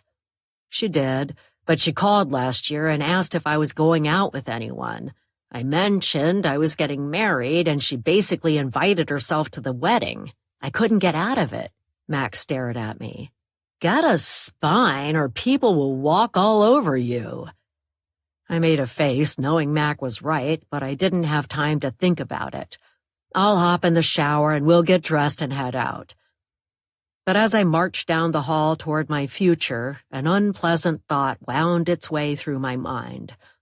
In many ways, I was marrying a woman very much like Belle. Claire liked to spend money, and when she picked the venue for our wedding, she spared no expense. I wanted to get married at City Hall, but she got her way by saying it was her special day. I'd caved and agreed to everything she wanted, figuring it was a once-in-a-lifetime event, but the costs were creeping into the stratosphere, equal to making a down payment on a house. I rested a hand on my churning gut. The thought of the credit card charges racking up was enough to make me feel sick. In the bathroom, I took off my clothes and turned on the shower. Chilly, rusty brown water sprayed out, and I stepped in. A shiver ran up my spine, and goosebumps pricked my flesh. A feeling of foreboding swept over me, but I shrugged it off and scrubbed with soap.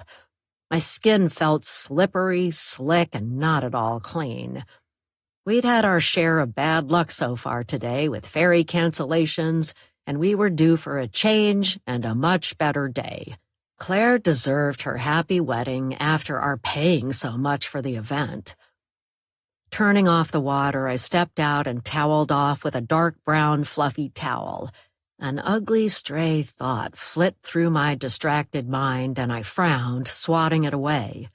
What if I was making a mistake by marrying Claire? What if there was someone out there who was even better for me? I went right from a relationship with Belle into seeing Claire. Maybe I wasn't seeing things clearly. I hung up my towel and picked up Mac's bath towel from the floor. I'd been in a hurry to move out of his place back then after the Belle breakup and escape how messy he was. I hope I didn't make a mistake by diving in too soon with Claire. Chapter 24. Belle. Driving north on I-5 from Seattle, I turned off and headed west on Highway 20, going past refineries on my right with white plumes coming out of many tall smokestacks. I continued on and went past a small lake, going through a forest. Crossing over the Deception Pass Bridge, I glanced to my right and looked out over gray, choppy water. Down below, whirlpools of strong currents swirled, and people stood on a sandy beach fishing from the shoreline. Rain pattered down on the windshield, and I hunched over, gripping the wheel and taking slow breaths to calm myself. I dropped a dress size for the event, had my nails and hair done with the ultimate goal of outshining the bride and making Ralph regret dumping me that night at the restaurant. I shook my head. I mean, who tells someone they're leaving them at a restaurant of all places? In public is the worst, cruel way to cut someone off. I swallowed hard. When he said he was finished, I acted like it was no big deal, but my heart was utterly broken. My pulse raced and my hands clenched under the table. My fingernails cut into my palms. I was ready to knock him down flat, but I acted cavalier so as not to make a scene. I've dreamed of ways to get back at him for his cowardly, casual way of dumping me. I couldn't believe it when he acted like ending our love was no big deal. I drove past a naval air station and tipped back my head, letting out a loud laugh. I'd finagled an invitation to the wedding for the sole purpose of rubbing Ralph's nose in his huge mistake. He hurt me and didn't care. But by the time this day was over, he'd deeply regret jilting me. I was gonna finally make him pay. Driving south on Highway 20, I noticed a thrift store, but shook my head. I didn't have time to shop. I wanted to get to the farm to foment disaster. The morning after he ditched me cruelly at the restaurant, I wandered past a coffee shop and stopped to stare. My mouth dropped open, and I gazed through the window glass. Ralph smiled and looked into Claire's eyes, and she touched his arm, laughing at something he said. Ever since then, I've hunted for ways to burst their happy bubble, and I've finally come up with a well-crafted plan. I nodded to myself. For all I knew, they were going out before he left me. Clenching my jaw, I pictured the wedding reception. I'd flirt with Ralph and make sure Claire saw it. She'd seethe with jealousy and storm off. The wedding couple will fight on their wedding night, perhaps right in public. That will spell success. And I have more ways up my sleeves for how I'll wreck this wedding and create a nightmare. By the time I'm through, they'll regret getting together. Someone's going to die today if my plans go through. No one dumps me and lives to tell the tale. Chapter 25. Claire. The server took our plates and asked if we wanted more coffee. My cousin Lacey and I shook our heads at the same time, and I noticed she had my dad's strong, beak-like nose. As the waiter left, I leaned over and said, "Hey, I wanted to ask you something." Lacey rolled her eyes. "Okay, fine. What is it?" I patted her hand. "Would you be my maid of honor?" Her jaw dropped. "You're asking me now, but not before? Just because no one else showed up but your cousin, who went to a lot of trouble to get here on time, not like the others? My feelings were hurt, you know. I'm not leftovers or a last resort." I nodded. I realized that, and I didn't mean to hurt your feelings. It was just easier because Rhonda and the others live in Seattle to get together and talk over plans. Lacey sniffed, wiping her nose with the back of her hand. "We could have talked on the phone. That's a lame excuse. I'm not sure I want to help you out after what you did," giving me the cold shoulder. I stood, flashing a smile. I probably looked like a lunatic standing in jeans before my wedding and grinning, but I wanted to bring her over to my side and mend the family rift I'd created. Good grief, putting on a wedding was a big pain, far more than I'd realized. Maybe Ralph's idea of going to the courthouse wasn't such a bad idea. It was my fault for picking this venue on an island and holding it on a busy summer weekend. In my kindest voice, I said, "Lacey, will you be my maid of honor? I'd love it if you'd help me out." She studied the ceiling. "If I don't say yes, what'll you do?" I sighed. "I guess I'll do without." "Come on, help a girl out." I held out my hand and she took it, standing with a half smile. She threw off her blanket, tossing it on the chair. "What do you need? Tell me what to do and I'll do it." I picked up the blanket and folded it, setting it down. "I need to get into my dress and my hair's a mess. Did you bring anything else to wear?" She shrugged. "Nope, this is me. Nothing special, but with a big heart." I patted her shoulder. "You look beautiful just the way you are. Come on, let's go. We don't have much time." Chapter 26. Kendra, Claire's mother. When I saw on the news that the ferries were short-staffed and one boat was temporarily out of service with mechanical problems, I set my mind to the problem. My daughter was getting married today on Barnacle Island, according to her cousin who contacted me. I absolutely had to get there on time. Going online, I searched for alternative ways to the island. On a lark, I called a seaplane company and learned they'd take me from South Lake Union in Seattle to the island for a handsome fee. After that, I'd rely on a driver to take me to the farm. It would cost a fair amount, but it'd be worth it. We'd been apart for far too many years. I smiled and was sure Claire would be happy to see me. Mother and daughter would be reunited at the wedding. It should be sweet. But for years, I'd plotted to get back at her father for leaving me in Grays Harbor. He took off in the camper van, and I woke up in the tent, rubbing my head. He'd put a sleeping pill in my wine and took off with our daughter. I tried to track Claire down, but he was always on the move, hiding from me, evading my efforts to pin them down. I couldn't tell the police because we were wanted by the law for holding up a bank with a cap gun back before Claire was born. But then we went straight for our daughter's sake.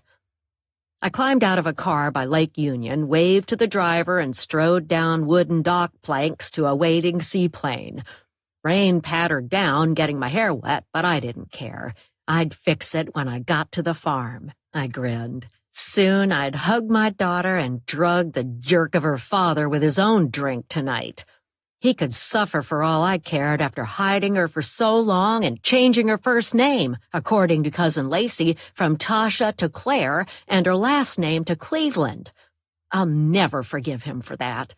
He kept us apart for too long, but that's about to change. He'll be the odd man out, wishing he were dead by the time I'm done with him. I nodded to the pilot and stepped on board the seaplane, buckling up my seatbelt. I didn't have luggage because I travel light, ready to take flight. I'm a come-as-you-are kind of person, take me or leave me. Maybe at the farm I can borrow a sparkling barrette or necklace for the ceremony and reception. The plane engine rumbled and whined. Taxiing over the water and taking flight, we soared over yachts, houseboats, and kayakers. Rain smeared the side windows, and I rested a hand on my growling stomach. My life was about to take off like this small winged seaplane, just the way I'd hoped it would. Everything would change for me on Barnacle Island. Chapter 27. Mac, the Best Man. I helped Ralph put on his black tuxedo jacket and stepped back, grinning. Looks great, man. Claire's going to be proud to be marrying you. Ralph scratched his wrist where red welts formed. I slapped his arm and said, "Cut that out or you'll be oozing in no time. You don't want to gross her out at the altar, do you?" He cringed and thrust his hands into his armpits. Good point. I'll stop. We should stop and buy calamine lotion along the way. I wrinkled my nose. That stuff has an odor. Just skip it. You'll be fine. A flicker of concern crossed his face. I hope I'm doing the right thing. I clapped a hand on his shoulder. What are you talking about? Of course you are. She's perfect for you. He tapped a finger to his lips. I hope so. Come on, let's go. Time's wasted. I took the car keys from him and said, "Best man drives, no arguments." Rain pelted the windows and puddles formed on the dirt road out front. We pulled on rain jackets over our tuxedos and hurried out in the rain to the car. Chapter 28. Meg. A metal bowl clattered, dropping with a crash and clang onto the kitchen floor. I made my way from the bathroom and studied my workspace where my 2 grown kids were helping out. Sure enough, as I suspected, Francesca bent by the sink picking up a bowl. She took out a dish towel, wiped off the bowl with a split-second stroke, and set it on the counter. I shook my head and went over to her. "Hon, you know that isn't clean. It hit the floor. Wash it again. We don't take shortcuts here, especially not with our guests' health." Her eyes grew wide. "Sorry, Mom. I'll do better." I drew her into a hug, patting her back. My daughter was tender with deep feelings, which was a burden for her to shoulder on her own. Her brother and I made sure to stay in her orbit and see each other often to keep Francesca from feeling low. Christmas Eve was a particularly troubling time for us because it brought back traumatic memories of being left. No one likes being abandoned, and my kids and I unfortunately had that in common. I stepped back, gazing into her eyes. "You can do this job. I know you can. All you have to do is focus." She shrugged. "I'll try. Now I've got to get back to washing dishes." She wiped a tear from her eye and turned her back on me, washing the errant stainless steel mixing bowl. I'd have to keep a close watch on my girl to make sure she didn't sink too low. Weddings can do that to some people and bring them down, making the odd woman out feel even more isolated and alone in the aftermath of a joyous event. I caught Troy's gaze and nodded to him. We'd watch over Francesca and make sure she was surrounded by love. I'll protect my children with my dying breath. In rare calls with their estranged father, he yammered on about them being rich when he passed away.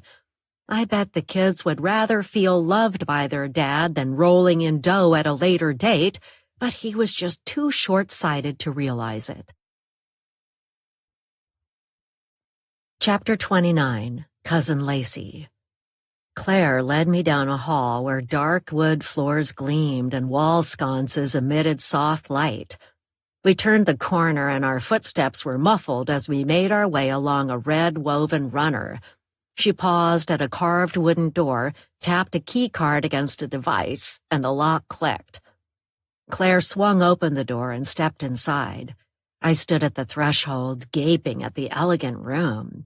I'd never been in one as fancy as this. Claire turned on a gas fireplace and flames flickered, dancing for her special day. A couch and wingbacks beckoned by the fire. Brass light fixtures gleamed. I stepped inside and scanned the room. Small wrapped chocolates filled a bowl on a wood vanity with a mirror on the wall. A large standing gold-framed mirror reflected light. Claire peered out leaded glass windows at a flower garden, and I joined her. Slanted rain poured down, and daisies swayed in a steady breeze. This was definitely not a day to hold a wedding outside. Gazing around the room, I swallowed hard, realizing I had no place being here helping my cousin. I was just a waitress from a small town. This is so far beyond what I'm accustomed to, I might as well be on Mars. I should go home where I belong. My hands clenched and my armpits pricked with sweat. I pivoted in place and rushed to the door. With a trembling hand on the door handle, I said to Claire, "You were probably right not to pick me. I have no idea what I'm doing, and I don't know how to help you." She glided over, resting a cool hand on mine. "You don't need to do anything special. Just stay and hang out with me. That's what I need right now." I swallowed tears, stemming from a case of jealousy over her success, and shook my head. "I'm so sorry. I shouldn't have planned to ruin your wedding." Her eyes opened wide and she stepped back. "What do you mean you planned to ruin my wedding? What did you do?" Chapter 30, Candy. I pressed my lips together and took a deep breath before striding into the kitchen to talk with Meg. I knew she wouldn't be happy about the news I was about to deliver, but the show must go on and the bride is always right. Pausing in the entry for a moment, I watched Meg and her two grown kids working in the kitchen. The daughter scrubbed pans at the sink, her son chopped vegetables, and Meg stirred a vat of butternut squash soup. I sighed, wishing I had as positive a relationship with my daughter as Meg had with her children. I've tried for years, but can't get my daughter Kara to call me back.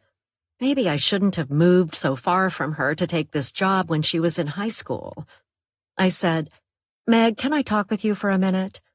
She set down the ladle and came over, wiping her hands on a green apron with the farm logo in black ink. "What's up? Did you hear from the bride about when she'd like dinner served?" I patted her shoulder. "I did. Here's the plan." I reviewed the schedule and Meg frowned, putting her hands on her hips. She shook her head. "That's highly unusual, and I'm not sure I like it." I said, "But you can do it, right? No problem?" Meg nodded. "We'll be ready. Thanks for letting me know, and tell me if there are updates. The ferries being down gutted her wedding plans, didn't they? It's unfortunate, but we'll do our best to make her happy. Chapter 31. Rhonda, Maid of Honor. My friends and I piled into a restaurant by the ferry landing and grabbed a long table. While we waited on the Seattle side for hours, we drank cosmopolitans and skinny margaritas. I gulped down a half glass of water. I'd been drinking far too much before the wedding, and I didn't want to be plowed when we finally got to the island. We were told it'd be up and running sometime later today, maybe in 3 hours, but they'd already extended the deadline once because of a broken part. My thumbs flew across my device texting Claire. Sorry, I wish I was there. What a fiasco. We'll arrive as soon as we can, but it could be as late as 8 tonight. A bridesmaid leaned over and said with boozy breath, "What's Claire saying?" I pocketed my phone and shrugged. It's really strange. I haven't heard from her in an hour. I hope she's all right. She must be having a meltdown. Another bridesmaid winced. Poor Claire. This is a nightmare of a wedding with everything going wrong. It couldn't be going worse. I said, but I bet she'll wrestle it back into control. If anyone can do it, I know she will. I motioned to the waitress and ordered another round for the table and assorted appetizers. Claire wasn't with us, but we might as well have fun while we waited. Chapter 32. Claire's Father. I sat in the car with Claire's grandmother on her mother's side. We'd just heard another update that the ferry delay would be longer than expected, and it'd be at least 2 more hours until the boat might be fixed. I fiddled with my phone and texted Claire for the 3rd time, saying, "You were right, we should have gone to the island yesterday and stayed overnight. Not sure when we'll get there. Sending love, Dad." I sighed and turned to Hannah, my former wife's mother. She pursed her lips and stared straight ahead. She never liked me, and today was pure torture for us to be packed in a car for hours waiting together. Raindrops splatted against the windshield. I cleared my throat. Tough luck about today. I bet you'd rather be home than stuck in a car with me on a rainy, windy day. She sniffed. You should be concerned with your daughter's ruined wedding right now, not my welfare. A poor girl. She must be weeping herself silly, and we're not there to comfort her. I nodded. You're right, as always. Have you heard from your daughter? I've been wondering where she is and how she's doing. Hannah turned and scowled, pointing a finger at my face. Listen up and listen good to me, young man. I suppressed a smile because I was in my mid-50s. Trying to lighten the mood and inject a little humor, I said, Thanks, I feel young at heart. She studied me, narrowing her eyes, and I remembered why she'd always scared me deep down. Hannah was as frosty and cold as they come, but she was a tough bird, and I admired how she'd raised my former wife as a single mother. I knew being a single parent was a heavy load from taking care of Claire when she was young. She said, I'm not being funny. You have no business asking where she is or how she's doing. After what you did to my daughter, you're the last person I'd tell. Even if the earth was burning up and we had seconds to live, I'd keep my trap shut. You blew it, Buster, when you took off with Claire in the camper bus and disappeared for years. I cringed and squirmed in my seat. Blowing out a breath, I said, Hannah, you're absolutely right, and I regret leaving your daughter at the campground and taking off. I shouldn't have taken Claire away from her mother. I was wrong, but at the time I thought it was for the best. She crossed her arms. You should have spoken with me before you did something that rash. I would have talked to Kendra and knocked some sense into her. She knew better than to drink during the day when she was taking care of Claire. My throat tightened with tears. I felt trapped and didn't know what to do. I had to get Claire away from Kendra's bad influence. It wasn't safe. It broke my heart, but she wouldn't stop drinking. She was drunk, Hannah, when she drove Claire to the playground while I worked a day job. She refused to get help. She wiped tears from her cheeks. I was sickened then by how she was spiraling down and defiant when I suggested she go to an AA meeting and speak to a counselor. I was worried about all three of you back then. When you took off, I lost touch with Claire until she called and asked to live with me. I nodded. I can never thank you enough for taking her in and giving her a home. Hannah reached over and patted my shoulder. You're welcome. I'd do anything for that girl. Raindrops splattered on the windshield, and I said, Me too. Shall we take a walk? I have an umbrella in the car. She chuckled and pulled up her raincoat hood. Umbrellas are for sissies and people new to Seattle. I don't need one, but thanks for the offer. I'd like to get some fresh air. Let's walk to one of those restaurants. We climbed out of the car and slammed the doors, making our way through the rain to a fish and chips shop. Clots of people stood under awnings outside. Inside, the restaurant was packed. My stomach growled. What can I get for you? I'll place an order at the window. She smiled, and it was like clouds parted. Her blue eyes beamed, and she looked 20 years younger. I'd like a cup of black coffee and fish and chips with vinegar. I grinned. We'll make that two of the same. Wait here, I'll be right back. I left her leaning under the awning and made my way to the end of the line at the order window outside. This could be the beginning of a new relationship with my former mother-in-law, and I was relieved to be starting over with her after a long period of antagonism between us. Our Grand Canyon of grief over Kendra's addiction broke us apart, but now we'd be on our way soon, I hoped, to my daughter's wedding. I tapped a toe and waited as the line inched forward. Picking at a cuticle, I worried about my daughter's choice for her future husband. Ralph was known to tie one on with his friends, and I dearly hoped he wouldn't be a negative influence. Claire deserved only the best, especially today, despite rainy weather and ferry cancellations. Chapter 33. Kendra, Claire's mother.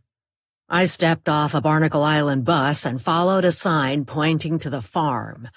Trudging along, I shifted my backpack and wiped my brow. When Cousin Lacey tracked me down and emailed me, I was living in Spokane, working in a women's shelter. I've worked hard to turn my life around, but haven't been in contact with my family. I wanted to wait and prove to myself that this change was permanent before popping back into their lives as a new person. Blisters throbbed on my aching feet. My hiking boots were worn, but I'd walked many a mile in them to get here. I stopped on a hill, looking down on the farm, admiring the pastures around the structure where my daughter would be married today. My pulse picked up, and I carried on. I wasn't sure how my surprise appearance would work out. Would Claire scream at me? Would my own mother berate me for freezing her out for years? Would Claire's father accuse me of ruining our marriage by choosing alcohol over him and Claire? Shifting my pack, I strode down the hill and hoped this afternoon and evening would turn into a joyous reunion. My daughter must be beautiful and surrounded by her bridal party. My stomach fluttered with nerves, not knowing what I'd find. I gnawed on my lower lip and walked down a gravel drive, wondering if I should wait to reintroduce myself to Claire or get it over with right away. It might upset her if she spotted me before taking her vows, so I'd hide in the shadows, watch her get married, and step out, giving her a hug before the reception. Nodding to myself, I smiled, pleased with my plan. Everything was falling into place, and I was about to be reunited with my child. Chapter 34. Claire. I stared at my cousin, my mind racing with ideas for how she might try to wreck my wedding. Thoughts flitted past, and I nodded to myself. Rain and ferry cancellations shredded my plans, and I was finished playing a nervous bride. I gripped her shoulder and propelled her to the couch by the flickering warm fire.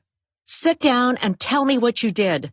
Then I'll take a quick shower. Tell me everything, now. She swallowed and sat, perched on the edge of a gold velveteen sofa. Fiddling with her fingers, she said, I'm not sure how to tell you this. I sat next to her, drumming my fingers on the arm of the sofa. I don't have time to play around. I have to get ready. Cough up the fur ball of whatever you did. Chapter 35. Mac, the Best Man. Ralph and I stomped out of the cottage, slamming the door behind us. Ralph glanced at me and asked, "Where's your gear?" "I'm leaving it here. I'll come back later to pick it up." He clenched his jaw. "No, you're not. We'll be on our honeymoon, so no visitors allowed." He unlocked the door and swung it open, gesturing inside. "Get your stuff. I'll wait here. You're not coming back later." I scowled. Fine. I strode in, shoved my clothes, which were strewn on the floor, into my pack and lugged it out to the front porch. I sighed at my ruined plans to stay in the cottage at Ralph's expense. Now what would I do? Rain drummed down on the overhang over the front door, and Ralph said, "Just confirming, you'll drive my car after the wedding to Seattle and leave it at my place, correct?" I nodded, looking forward to the trip. Living overseas and taking public transportation for years meant I was rusty at driving, but I was sure it wouldn't pose a problem. "Righto, consider it done, my man." I tossed my pack in his back seat and climbed in the passenger seat. Driving slowly away, he pointed to the 10-mile-an-hour speed limit sign on the dirt road. People in this hollow are crazy, but Claire and I love it here. He scratched his wrist, and I reached over, swatting his hand. "Stop that. You don't want to have red welts when you're standing at the altar." Silence fell in the car. I checked my man bun and turned to him. "Hey, man, where am I going to stay tonight?" He shrugged. "Claire might have made arrangements. We'll ask her. She said something about camping in yurts, if I heard right, for guests who stayed overnight." I looked out the side window and rolled my eyes. I hadn't come all the way from Asia for his wedding to camp out and hurt my back. Besides, where was I going to host my podcast tomorrow? I'd have to look into using a room at the farm for free. Maybe they'd put me up for a few nights for free or charge it to Ralph's credit card, and I could use one of their meeting rooms. "Sounds good," I said, clapping him on the shoulder. "Big day for you. How you feeling?" I sang a few bars of a song about going to the chapel of love, and he winced. Stop, I'll do whatever you say, just don't sing." I sat back and smiled. Being the youngest in my family, I felt my best when I was truly getting on someone's nerves. He said, "I'm super nervous, more than I've ever been. My skin is itching, I'm hungover with a raging headache, but I'm ready." "Glad to hear it." He drove along a winding road past pastures, barns, and old houses. On a straightaway, he glanced over. "You have the rings, don't you?" I patted my empty pockets, and a cold chill crept up my spine. Buddy, I don't know how to say this, but I don't have 'em." He tipped his head back and laughed. Pounding a fist on the steering wheel, he said, "I thought you might forget, so I took them with me. I'll give them to you right before the ceremony." I sheepishly said, "Good call, man. We've got it covered." Chapter 36. Meg.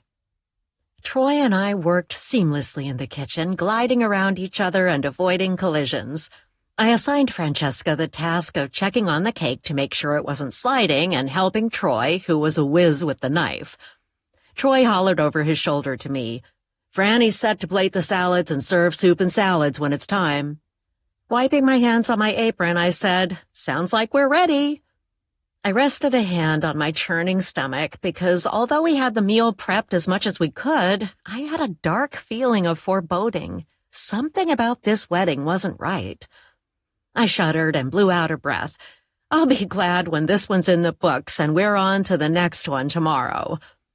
Troy came over to me and said in a low voice, "Having French dip sandwiches is kind of odd to eat at a wedding, isn't it?" Francesca put a hand on her hip and smiled. "I like their unconventional menu. It takes courage to veer from the norm." I shot a last look at the kitchen, checking saucepans and the tall pot with butternut squash soup. Looks like we're as set as we can be. Let's change aprons and freshen up. Francesca grinned and pushed her younger brother aside. "I'm first. I call the bathroom." She hurried away, and I turned to Troy. We smiled at each other and rolled our eyes. I was lucky to have two beautiful grown children who lived near me on Barnacle Island. When my former husband left us one Christmas Eve years ago, we were emotional shipwrecks. In some ways, we're still damaged from his cruel act and clinging to the wreckage, but with our love, our smaller family was intact. I shrugged. Along with the bitter came the sweet. Francesca Troy and I were a stew of ingredients, blending together and stronger for having been abandoned by their father. I wiped tears from my eyes, wishing the bride the best, but deep in my heart, I wished I was young again and starting over, with my whole life ahead of me. Oh, to be young and beautiful, glowing with joy. Chapter 37, Ralph the Groom. Mac gave me the silent treatment on the way to the farm.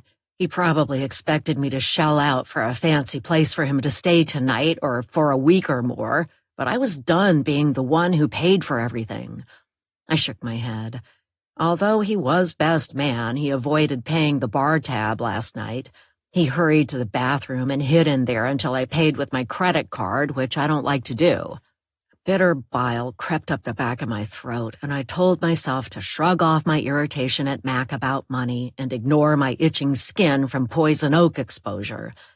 Combined with a whopping hangover, all these factors threatened to ruin the rest of the day I'd long anticipated. I hummed to myself to improve my mood because nothing was going to ruin my wedding day. I'd looked forward to this ever since I laid eyes on Claire, which was a month before I broke off things with Belle.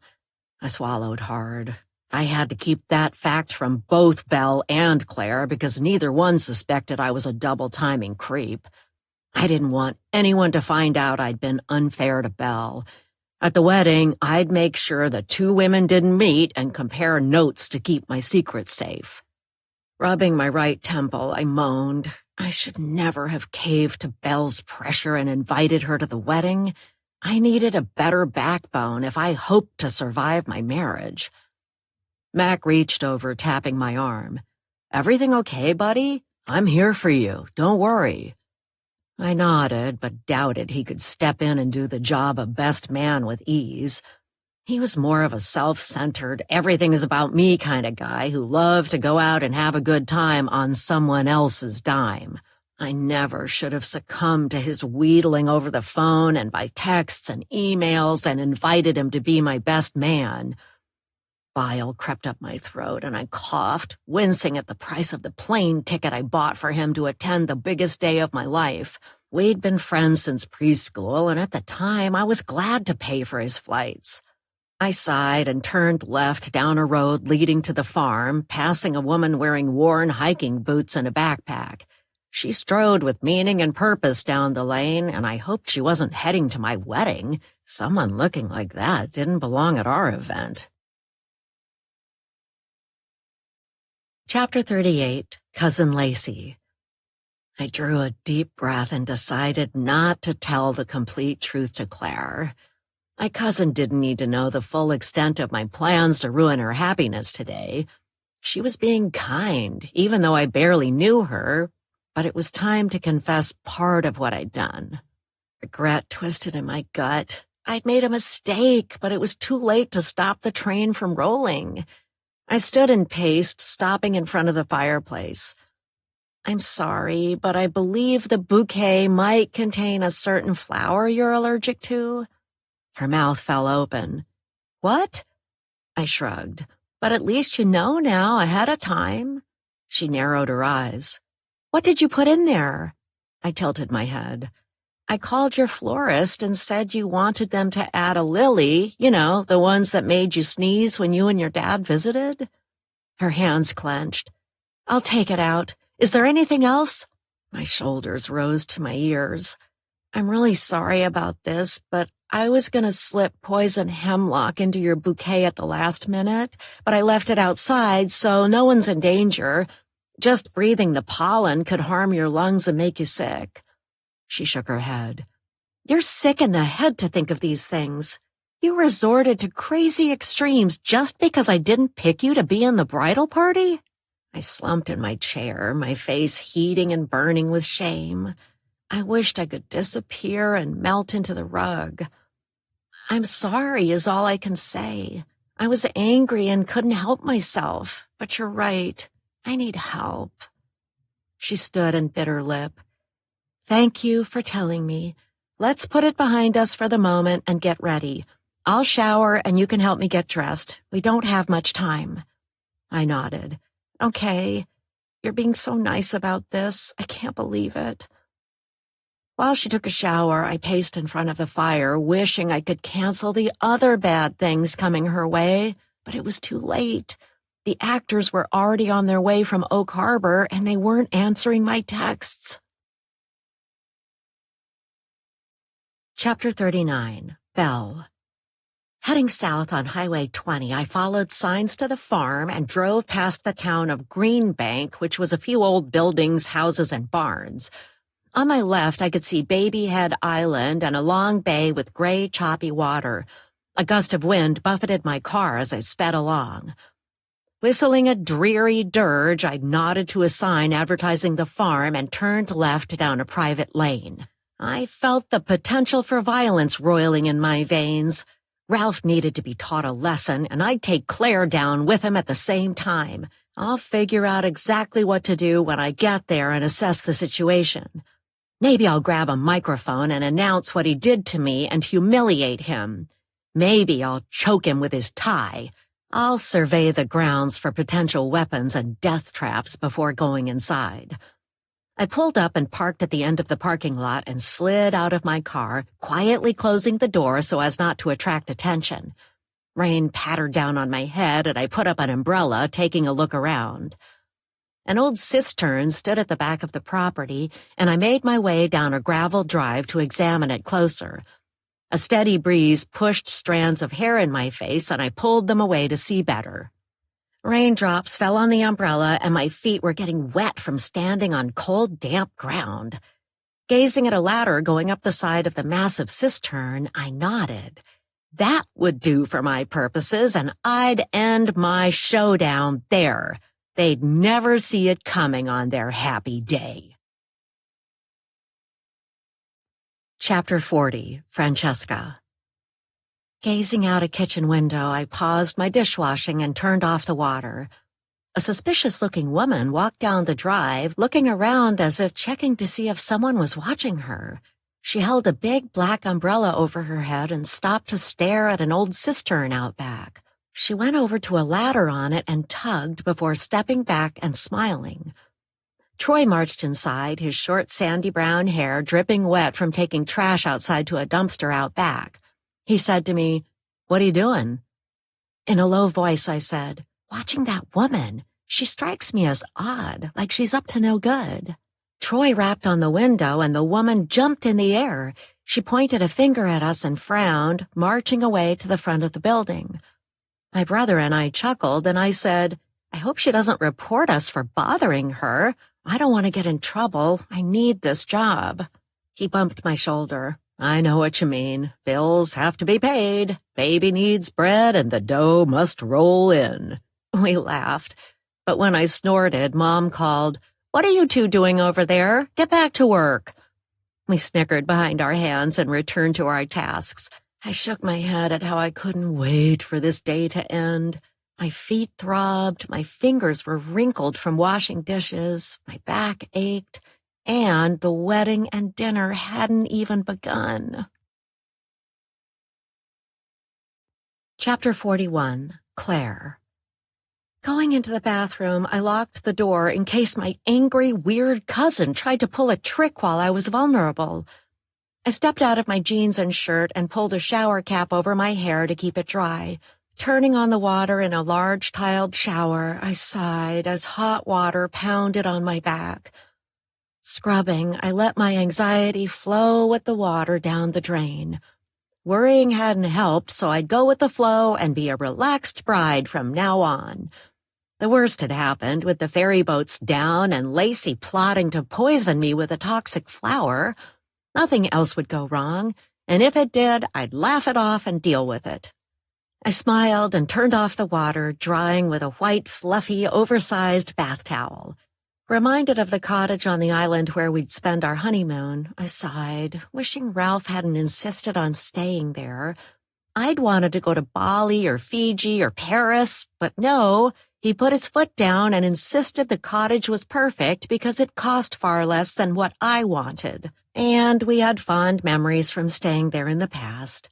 I shook my head, wishing locals in the hollow weren't as nosy and combative, seeing every strange car and new person as a threat to their precious private road. Leaving the bathroom, I stepped into the room and gasped. My cousin Lacey stood in front of a blazing fire. She smiled and gestured to my white lace wedding dress laid over the back of the sofa. My white shoes waited for me to slip into them. She gestured to the veil and said, "Let's get you dressed." A tear slid down my cheek and I swallowed, releasing the dream I'd held on to for years of a wedding with friends and a honeymoon on a tropical island or in Europe. I missed Rhonda and my father and Grandma, but this was the reality before me. I smiled, wiping away a tear. Thanks, I appreciate it. The show will go on. As I stepped into the dress, I couldn't help but check the fabric for tears and rips. As long as I lived, I'd bear a grudge against Lacey and be suspicious of her. But these were my last moments of being single, and I shouldn't dwell on her betrayal. She zipped up the back of the dress. I brushed my hair and added makeup. I stepped into the shoes, and she helped me put on a white wedding veil with a long train. Standing in front of a gold-framed mirror, I grinned. I look like a bride, don't I? Lacey nodded. You're beautiful, and your dress is perfect. Thanks. Now let's go out there and get this over with. She opened the door, and I glided through, inwardly bidding my single days goodbye. I paused, and she gathered my train. Got it? I said. Sure do. Lacey at your service. Come on, maid of honor, we've got a rodeo to attend. But as I stepped ahead toward my new future, a feeling of foreboding swept over me, and I shuddered and stopped in the hall. Lacey said, Everything okay? Yeah, I think so. I just had the oddest feeling, though. I shivered and straightened up with my shoulders back. Okay, this is it, my big moment. Onward we go. Chapter 42, Kendra. Hearing footsteps coming down the hall, I stepped into a dark alcove to hide. My pulse picked up and my hands turned cold. I couldn't let my daughter discover I was here, not yet. I wanted to wait until after the ceremony so I wouldn't distract from her special moment. No one wants a mother of the bride at a wedding to turn the attention on herself, which is what I'd do if I introduced myself to her too soon. Claire swept past me, walking tall with her shoulders back, just like I taught her to when she was young. Tears streamed down my cheeks, and I let out a little burble of grief for all I'd missed. She was a woman now, not the child who was taken from me unfairly. Another young woman was with Claire, and she passed by holding the train. She locked eyes with me and shook her head before continuing on. I clapped a hand over my mouth and pivoted around, facing a dark door. Closing my eyes, I heard Claire say, What was that? Did you hear a strange sound just now? Lacey said, Probably just the wind is all. Nothing to worry about. Chapter 43, Cousin Lacey. Following Claire down the hall, we passed someone lurking in a dark doorway. My eyes just about popped out when I saw an older woman resembling Claire. Carrying the train above the carpet, I shook my head vigorously at Kendra to communicate she should leave. Our plan was kaput. She needed to go. I changed my mind and didn't want to be party to her kersplat all over the wedding. My cousin Claire was too nice to smash it to smithereens. I tried to hiss something to Kendra, but she whipped around, turning to face a door. The moment passed, and it was too late to get a message to the woman who could wreck Claire's idyllic wedding. I'll look for Kendra later and tell her to disappear before she breaks Claire's heart again. Claire said, Did you hear a strange noise just now? Probably just the wind. It's really starting to blow outside. Hey, can I ask you a question? Sure, what is it? What would you do if your mother showed up today at your wedding? Claire stopped suddenly and I bumped into her. She whipped around and said, Never mention her to me again, especially not today. If she showed up at my wedding, I'd have her hauled away for barging into a private party. She left me. There's no curing a heartache like that. I nodded and kept my trap shut about the truth. Apparently, her dad didn't tell her he took Claire. Her mom didn't leave her. It was the other way around. Claire sniffed and wiped her nose with the back of her hand. Do you have a tissue? I pulled a fresh one out of my pocket, handing it to her. At your service, and sorry I asked. She dabbed her eyes, blew her nose, and took a deep breath. We marched ahead to her event, which I envied more than anything in my life. In my small town, there wasn't a glimmer of hope for my being a bride. A heavy feeling of regret mixed with dread soured my stomach. Maybe the actors I hired wouldn't show up. That would be for the best. Chapter 44, Francesca. I sidled up to Mom and said in a low voice, Is it okay if I go and watch the wedding? Mom set down a stirring spoon. No, it's not okay, sweetheart. I need you in the kitchen working. I gestured to the empty sink. But there's nothing to do until I serve the soup and salad courses. Mom said, We're not guests and we shouldn't stand on the sidelines for that poor bride's wedding. She's had enough go wrong as it is today. I nodded. Okay, understood. Troy swept by, nudging me with his elbow. Hey, get to work, lazy bones. What are you doing standing there? Hup-doo, let's go. Mom grinned and I smiled. All was right with our world, for a brief moment at least. Chapter 45, Claire. Rain drummed down on the roof, and my heart fluttered at the sight of Ralph wearing a black tuxedo standing by the fireplace. Music at my wedding was out because the musicians I'd hired were from Seattle, and they were stuck on the other side of the Puget Sound along with the DJ with dance music who was waiting for the same ferry boat. Lacey whispered, Ready? I gulped. As much as I'll ever be. Someone moved on the periphery, and I glanced over to see who it was, but no one was there. Maybe I was nervous enough that I was imagining things. I shrugged and made my way to Ralph and his goofy best friend, Mac. Ralph stood tall, grinning at me, and Mac slouched with a hand in his pocket. But as soon as Mac saw Lacey, his eyes lit up and he beamed. Images I'd imagined over the years for this moment flitted through my mind, and I smiled. None of my little girl's dreams added up to this strange, surreal wedding with no guests. But the funny thing was, it didn't matter. I'd blown out of proportion the stuff that event planners cared about, but my heart was all that mattered. A mirror reflected bright light, and I blinked, turning away. White spots swam before my eyes. I stumbled, righting myself. A woman who looked slightly familiar stood in the shadows, glaring. She bore a strong resemblance to Ralph's former girlfriend. But Belle couldn't be here. It was crazy for me to imagine I saw her at my wedding. Holding on to the back of a chair, I looked around and caught a quick glimpse of an older woman who looked a bit like my mother. I touched my forehead, feeling woozy. Was I having hallucinations? I hadn't seen or spoken with my mother since she abandoned me. I specifically told Dad and Grandma I'd disown them if they tracked her down to say I was getting married. Mom could not be and should not be here. Swallowing hard, I took small steps toward Ralph and stood on wobbly legs near the fireplace. A trickle of cold sweat ran down the insides of my arms, and I clamped my arms tight to my chest. Looking down at the flowers in my hands, I spotted the lily I'd failed to remove and sneezed. Lacey reached around and plucked the offending flower from the bridal bouquet. She whispered, "Sorry," and set it down by the window. Candy, the event manager, smiled. "Are you ready? Shall we go ahead?" A headache throbbed and a band of cold pain wrapped tight around my head. I winced. "Not now," I told my body. "This is not the time for a blinding migraine." You can come back in a week or 10, but just go away. Let me get through this one day." Ralph whispered, "You look beautiful. Everything okay?" I touched my head. "I feel a migraine coming on."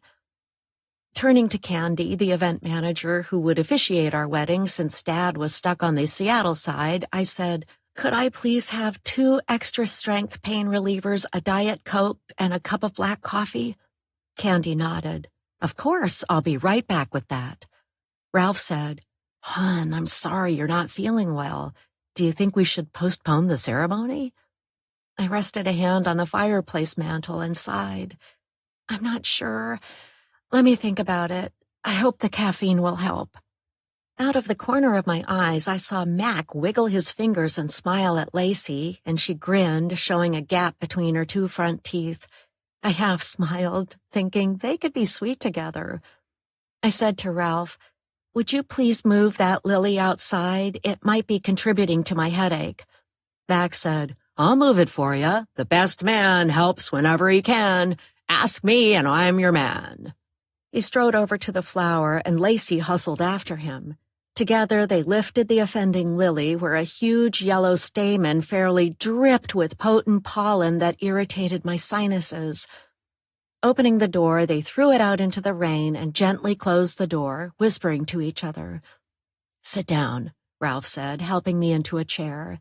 I plopped down, set my bouquet on my lap, and massaged my temples. A kitchen helper in a green apron approached me. She carried a serving tray with a soda pop, a cup of coffee, and 2 white pain reliever tablets. With a sudden jarring sound, the door burst open. 2 men in firefighter gear strode inside, grinning from ear to ear. Singing a bawdy song, they stripped down to their boxer shorts, tossing clothes around the room. Their naked abdomens rippled with muscles. My headache throbbed. The kitchen helper tripped and fell toward me. Coffee and pop flew into the air, covering me. I shrieked, raising my hands, but hot coffee burned my chest and stained my white lace wedding dress. Pills flew in the air. My mouth dropped open, and I wondered who had the audacity to order strippers on my wedding day. The kitchen helper's cheeks blazed bright red, and she picked up the empty coffee cup and pop can, fleeing with her tray to the kitchen.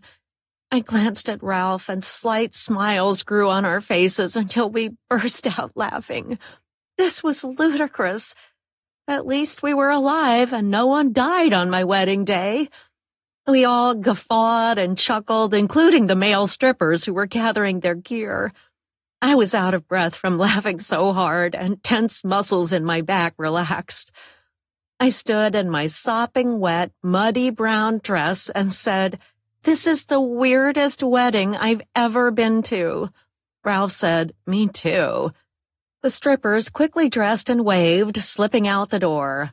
"Count me in on that," Max said. Looking around the room, I noticed the white spots in my field of vision were less visible. I said, "Does anyone know who sent the strippers?" A small voice spoke up. Cousin Lacey stared at the floor and said, "I did it, and I'll be eternally sorry. When you were so nice to me, Claire, in the bridal suite, it was too late to cancel. I couldn't get a hold of the strippers in time to stop them." Mac chuckled, covering his mouth. Ralph laughed. I couldn't help but smile and shrug. The kitchen helper rushed in the room and bent down, mopping up the spilled mess with rags and paper towels. Looking down at my ruined dress, I said to her, "Would you please go in the kitchen and get me more of what you brought the first time? Thanks very much." Candy appeared, wringing her hands and frowning. "Oh, Claire, I'm so sorry about this. We'll pay to get it dry cleaned and see if we can get out that stain. In the meantime, I'll get what you asked for and bring it myself." I whooshed out a breath and sat, relaxing in warmth from the fire. Candy appeared and handed me a can of pop and 2 pain relievers, which I quickly swallowed. I gulped the liquid and hoped the caffeine would magically make my early migraine symptoms dissipate. But then Ralph said something that set my teeth on edge. Chapter 46, Ralph. I handed Claire 2 tablets and watched her gulp them down, chugging the pop. I stopped myself from rolling my eyes because really, how bad was a migraine? I didn't think it was a big deal, at least not how she made it out to be. But I put up with her antics. When she said she saw spots and had blinding headaches, I knew it was merely a call for attention. I cut her slack because of the strange way she was brought up by her father, living on the road, and later with her grandmother. Clearing my throat, I picked up Claire's cup of coffee and drank most of it. Setting the cup down beside Claire for her to finish, she cocked her head and gave me a slight glare, which wasn't right on our wedding day. We were about to get hitched forever, so she shouldn't flash me a scolding look. I frowned at her in return just to get even. Whatever was bugging her must be some little thing only she knew about. She picked up the cup and sipped coffee, leaning back in the chair and letting out a sigh. I turned to Mac and Lacey, who was crazy for hiring strippers to invade our wedding. I'd talk to Claire later about how I really felt about it, but now was not the time. I'd laugh now, but blame her later for letting a wackadoodle cousin destroy our wedding ceremony. Candy, the officiant and events manager, said, "I'll go check on something and be right back to check if you're ready to get started." "Thank you," Claire said, in a voice that sounded hard, with a less eager tone to get married than, say, last week or yesterday. Were we getting on each other's nerves? Were we making a mistake? Was her headache a sign we shouldn't marry? I certainly had doubts racing through my mind like a raging forest fire. I mean, when she asked for pop and coffee, she should have asked me if I wanted some. That's part of being in a partnership. I clapped my hands. "Hey, I want to say something. I planned to say it during dinner, but why wait?" Claire winced when I clapped. Mac nodded. Lacey played with a strand of her long red hair.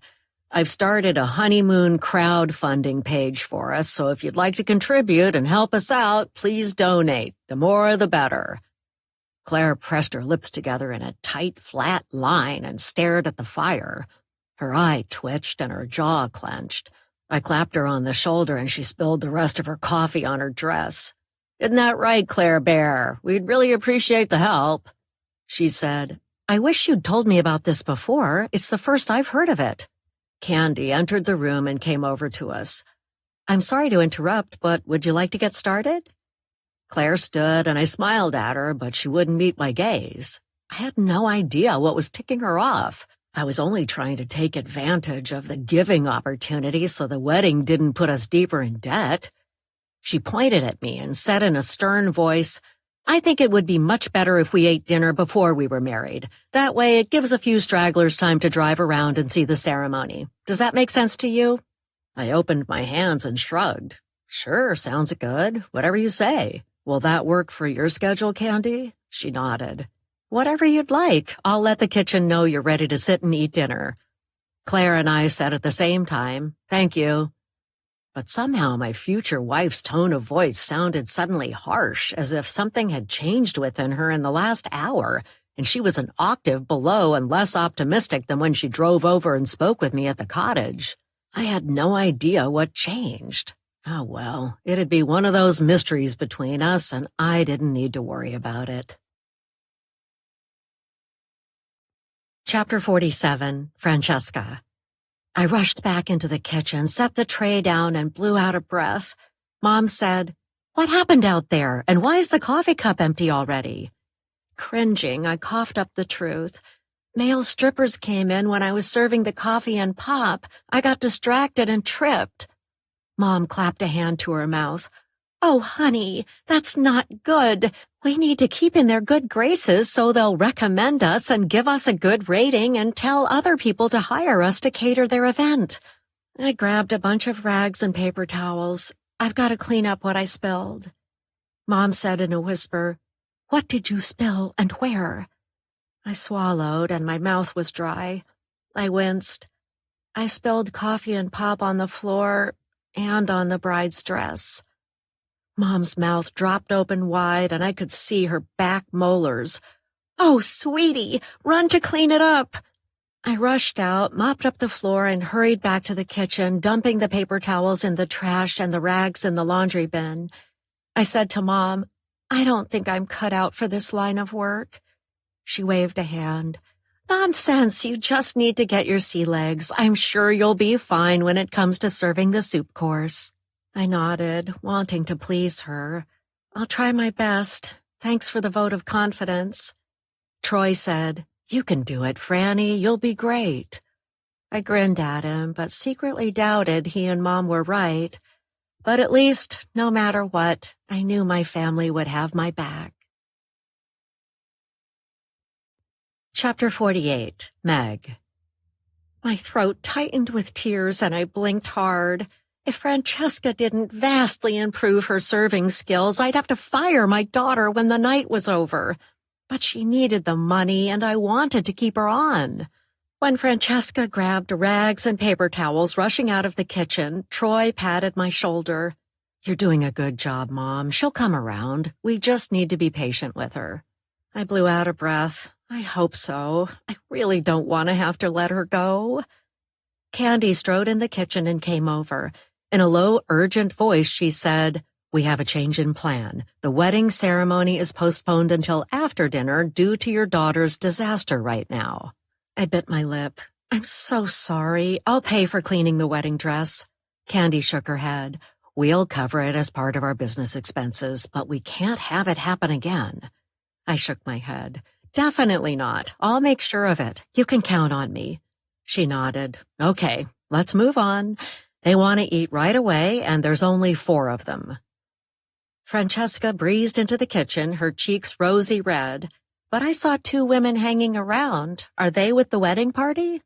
We all shrugged. Candy said, "Let's get to it. Soup course is on. Everyone hop to."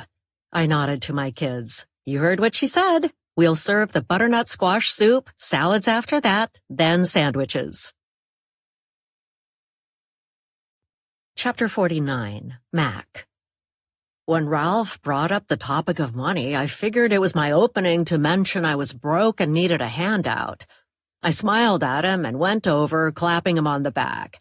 "Hey, since you mentioned money, I need to ask if you can lend me $5,000. I'm stuck stateside and need to get back to my place." His eyes opened wide. "What are you talking about? I bought you a round-trip ticket for the wedding." Claire tugged on Ralph's hand.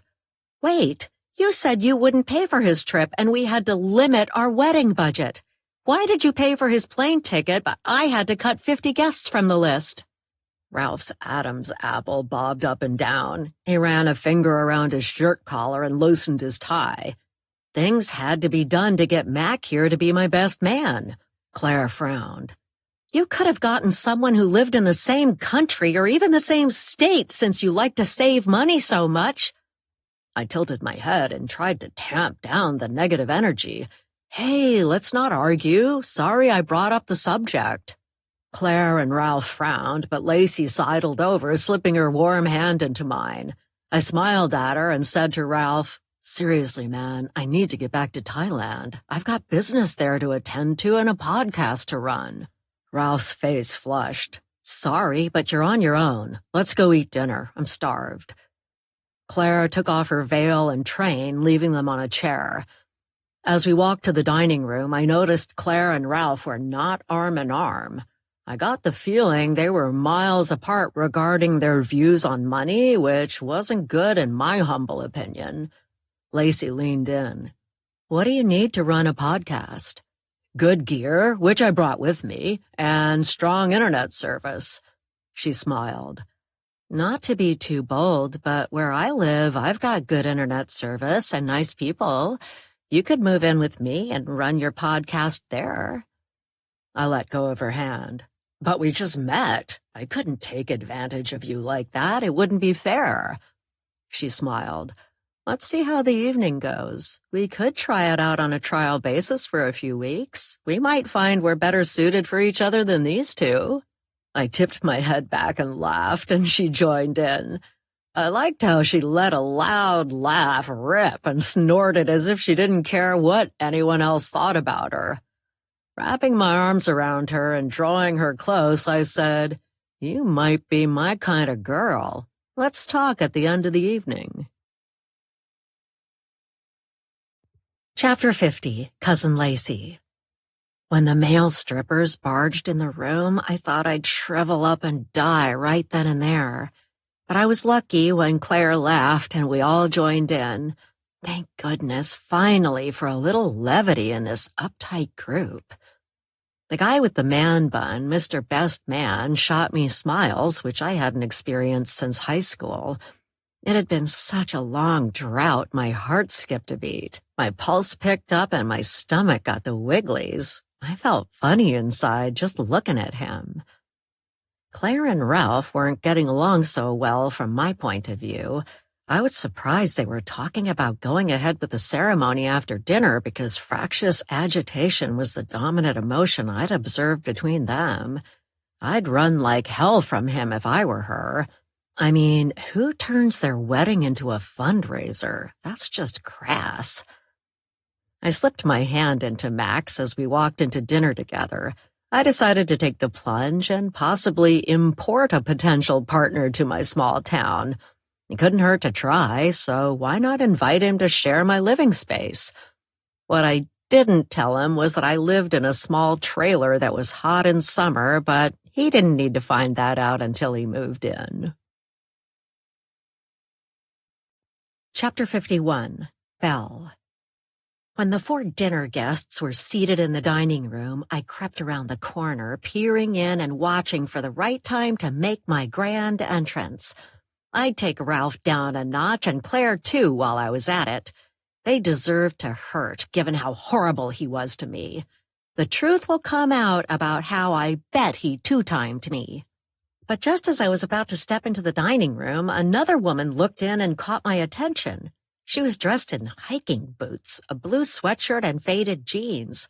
Her cheeks were ruddy like she'd been out in the wind and didn't look like she was with the catering company.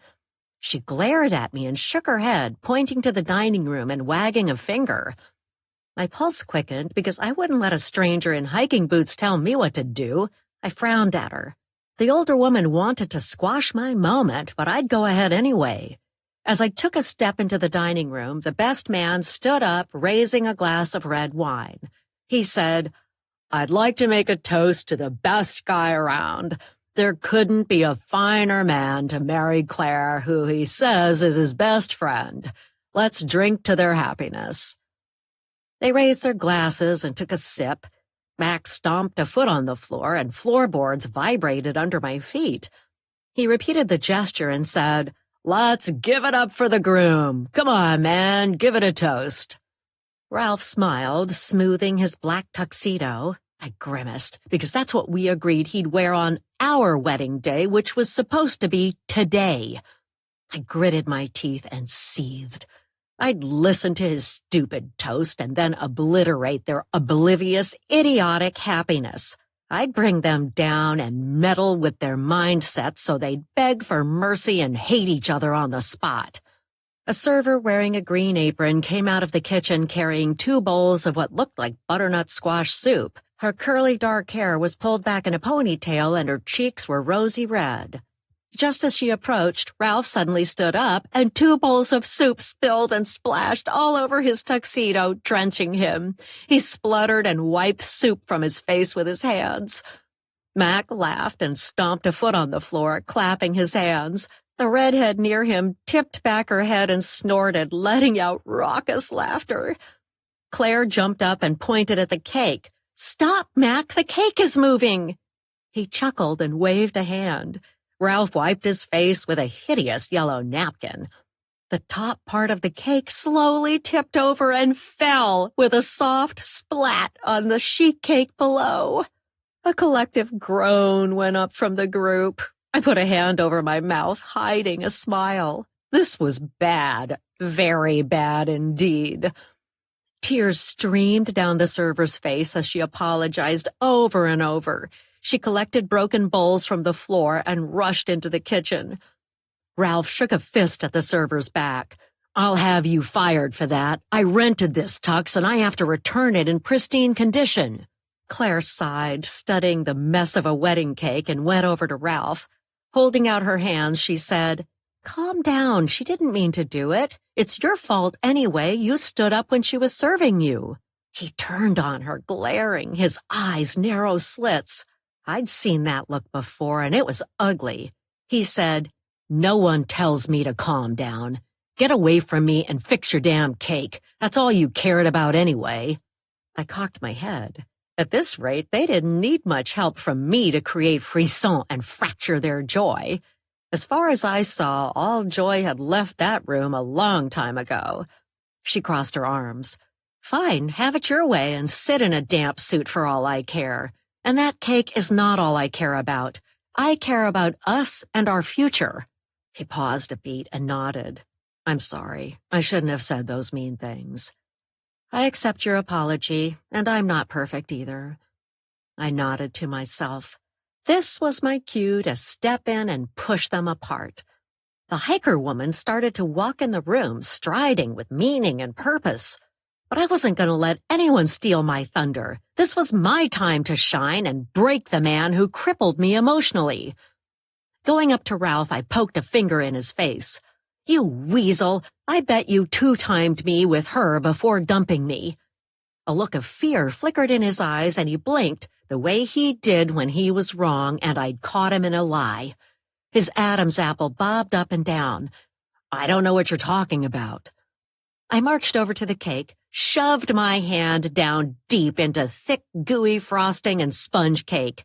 Grabbing a fistful, I aimed, throwing it at Ralph's face. The room went still and silent. Frosting clung to his cheeks, eyes, and black tuxedo. It looked like a confetti bomb exploded. I said in my most threatening, commanding voice that made my staff wither at work, motivated by fear of being fired, "You're the worst liar in the world. It's clear you cheated on me from your reaction. You're a horrible person." He grunted and wiped cake from his eyes, throwing it down in a puddle of creamy orange soup on the floor. He pointed to the door. "Get out, Belle. You better leave right now." Claire slapped her hands against the sides of her muddy, brown-stained white lace wedding dress. "Who is this? Ralph, do you know her?" The kitchen server emerged from the kitchen just then, carrying 2 hot, steaming bowls of soup in her hands. I rushed over to Claire, grabbed her arm, and twisted it around her back. We bumped into the server, soup sloshed over the sides, and the bowls fell with a clatter to the floor. The server clapped a hand to her mouth and fled to the kitchen, leaving the wreckage behind. I hissed in Claire's ear. "You're coming with me. We're going to go on a little side trip, you cheater. This won't take long." Chapter 52, Claire. I wriggled and fought with my fists, trying to extricate myself from the stranger's tight grip, but she had a firm hold on me and wouldn't let go. I threw myself into Ralph. "Help me! Get her away from me!" But he stepped back and held up his hands as if surrendering. Whoever this woman was, she held some sort of power over him. Or was he just a coward who wouldn't stand up for me? It was ridiculous that this close to getting married, I was finally seeing what he was made of and that he had no backbone or urge to defend me. This wasn't a man I wanted to marry.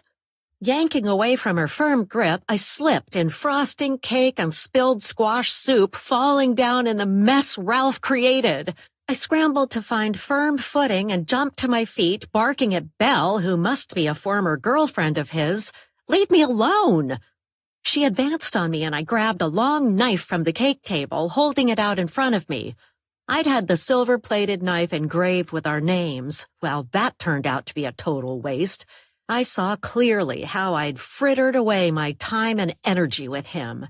Our bickering about money signaled how vastly different the small man in a ruined black tux was from me, but I'd ignored the waving red flags. Belle moved closer, her hands out in a fighter's stance. My hands trembled, holding the knife. My pulse raced. Ralph waved his hand slowly in the air as if this was a joke and said in a sing-song voice, "Come on, girls, cut it out. Don't fight over me." My mouth fell open. How self-centered was he? Didn't he see this woman, who was apparently a former girlfriend, was out to hurt me?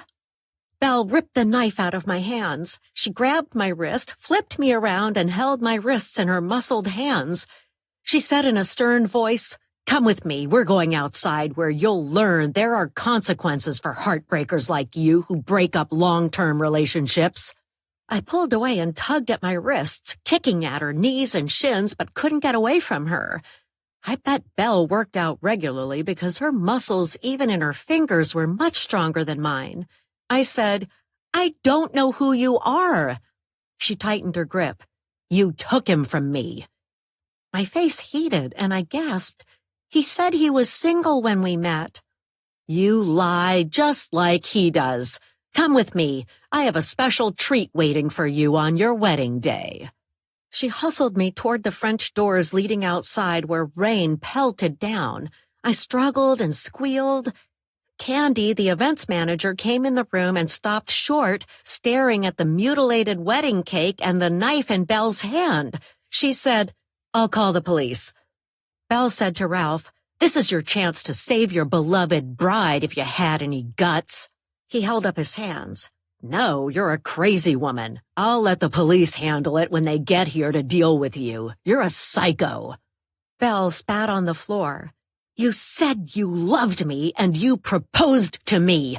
We were supposed to be married on this very day." She yanked my wrist behind my back. "Did you know that, Claire, when you went after another woman's man?" I lied to protect myself. "I didn't know. I had no idea." Belle marched me to the door, but I resisted with every muscle in my body. I screamed out, "I could use some help! Lacey, Mac!" I craned my head, but they were gone. Apparently they'd disappeared when the fighting started. Belle was about to propel me outside when an older woman in hiking boots and jeans and a sweatshirt strode over, grabbing Belle's arms. The hiker said, "Let go of my daughter." But Belle kicked, lashing out with her legs, keeping her at bay, holding the knife at my throat. My stomach lurched, and my mouth fell open. Could this older woman really be my mother? Belle shoved me outside, pushing me toward an above-ground cement block cistern with a ladder going up the side. Rain poured down, getting in my eyes. My hair was sopping wet, and all I cared about was getting out of this alive. I sobbed. Would this nightmare of a wedding ever end? I fought and kicked and thrashed, but she still dragged me up the ladder with the knife at my throat.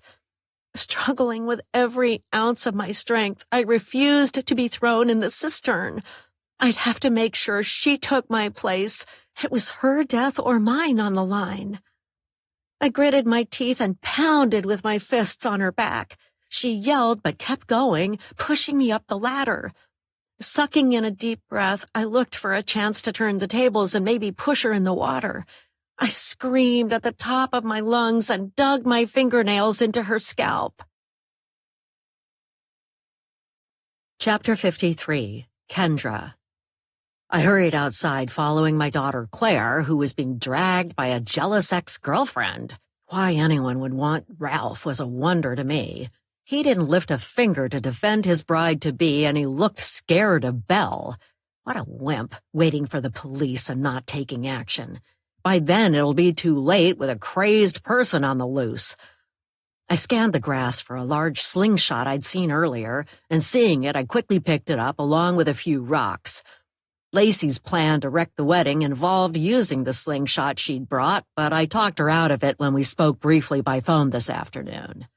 Rain got in my eyes, and I wiped away tears.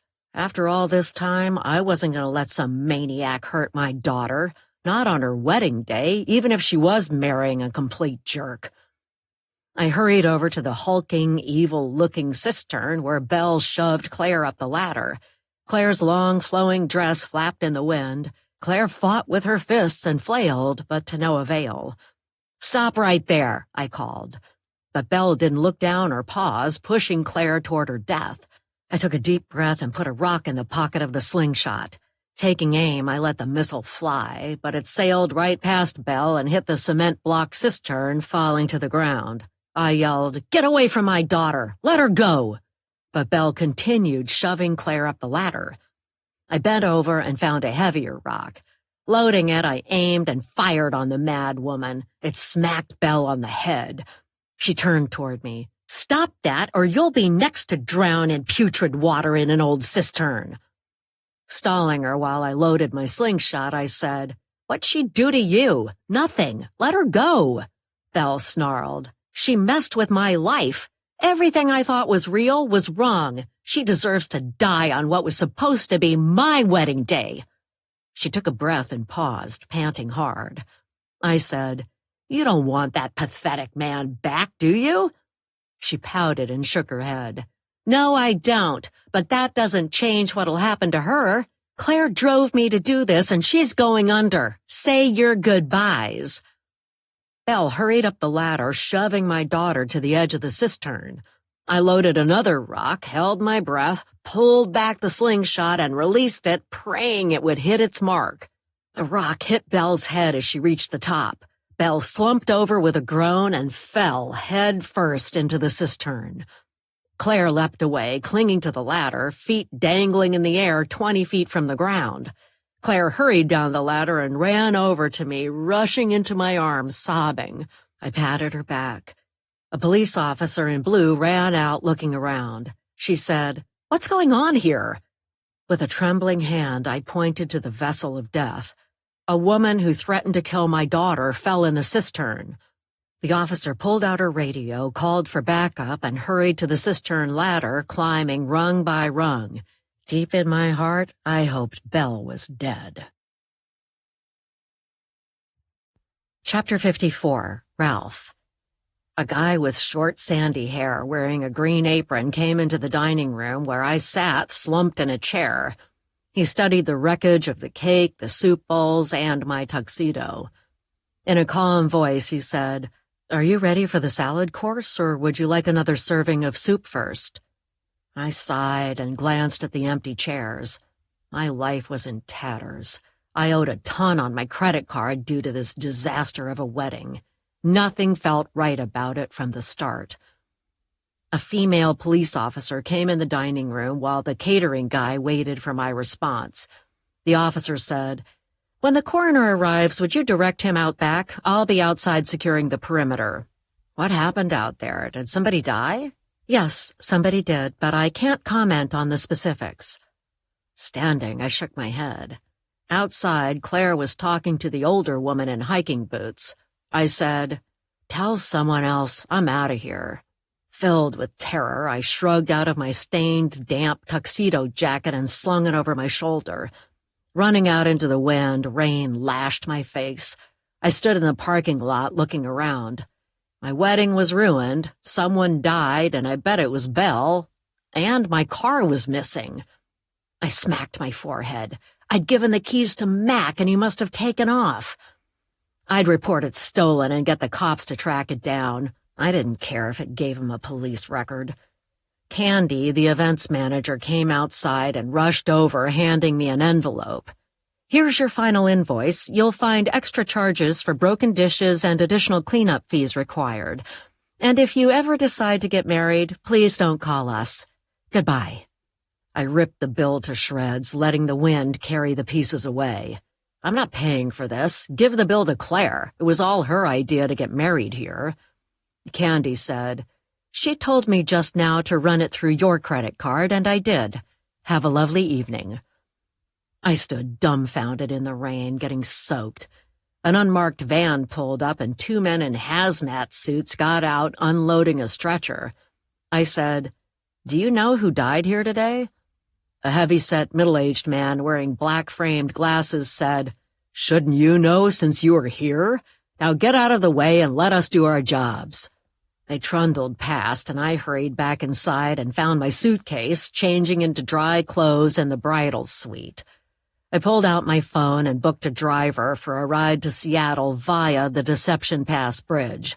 There was no way I wanted to stick around and see guests, if they ever got here. No one I cared about was waiting for a boat. All I cared about was getting out of here fast. I wanted to get home before Claire did to pack her things, setting them out in the hall for her to pick up. The ride service texted and said a driver would arrive in an hour. I clenched my fists.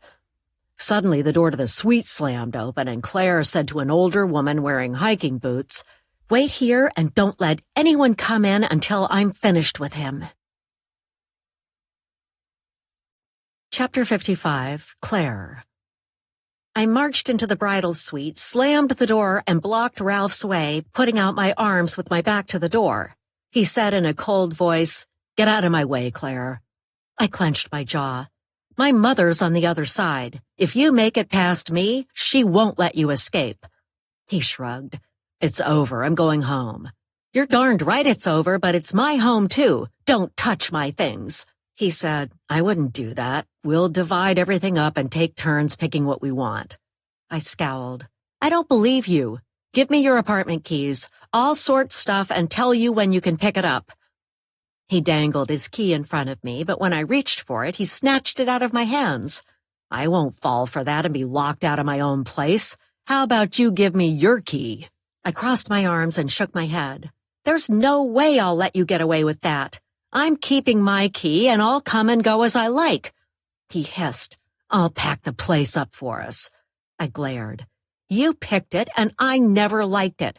I wanted to move, but you refused and said it was the best value in town. That was one more thing we didn't agree on. Tell you what, I'll let you out of this room, but you have to promise to move out tonight." "Of course, I can do that." My fingers twitched. I wanted to strangle him for inviting his former girlfriend to the wedding, not caring enough to rescue me, and for the weak, inept fool that he was. He scratched a red welt on his wrist. My gaze latched on the inflamed patch of his skin.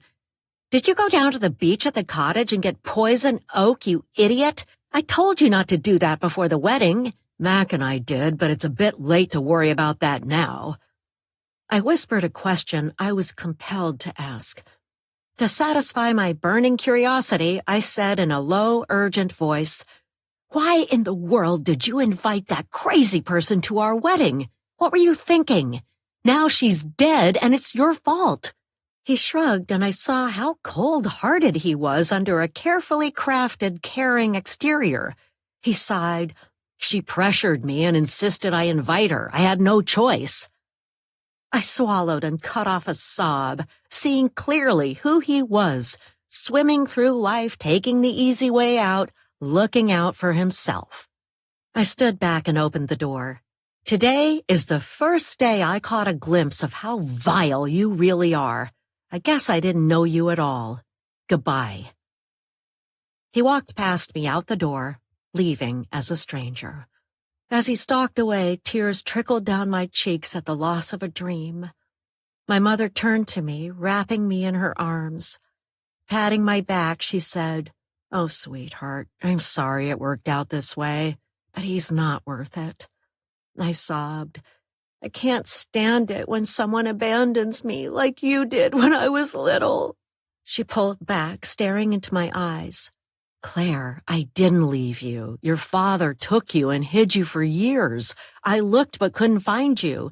I tried to track you down. Believe me, I wanted desperately to see you and make amends." I tilted my head, realizing what I'd been told might not have been the truth. My gut ached and I clutched my churning stomach.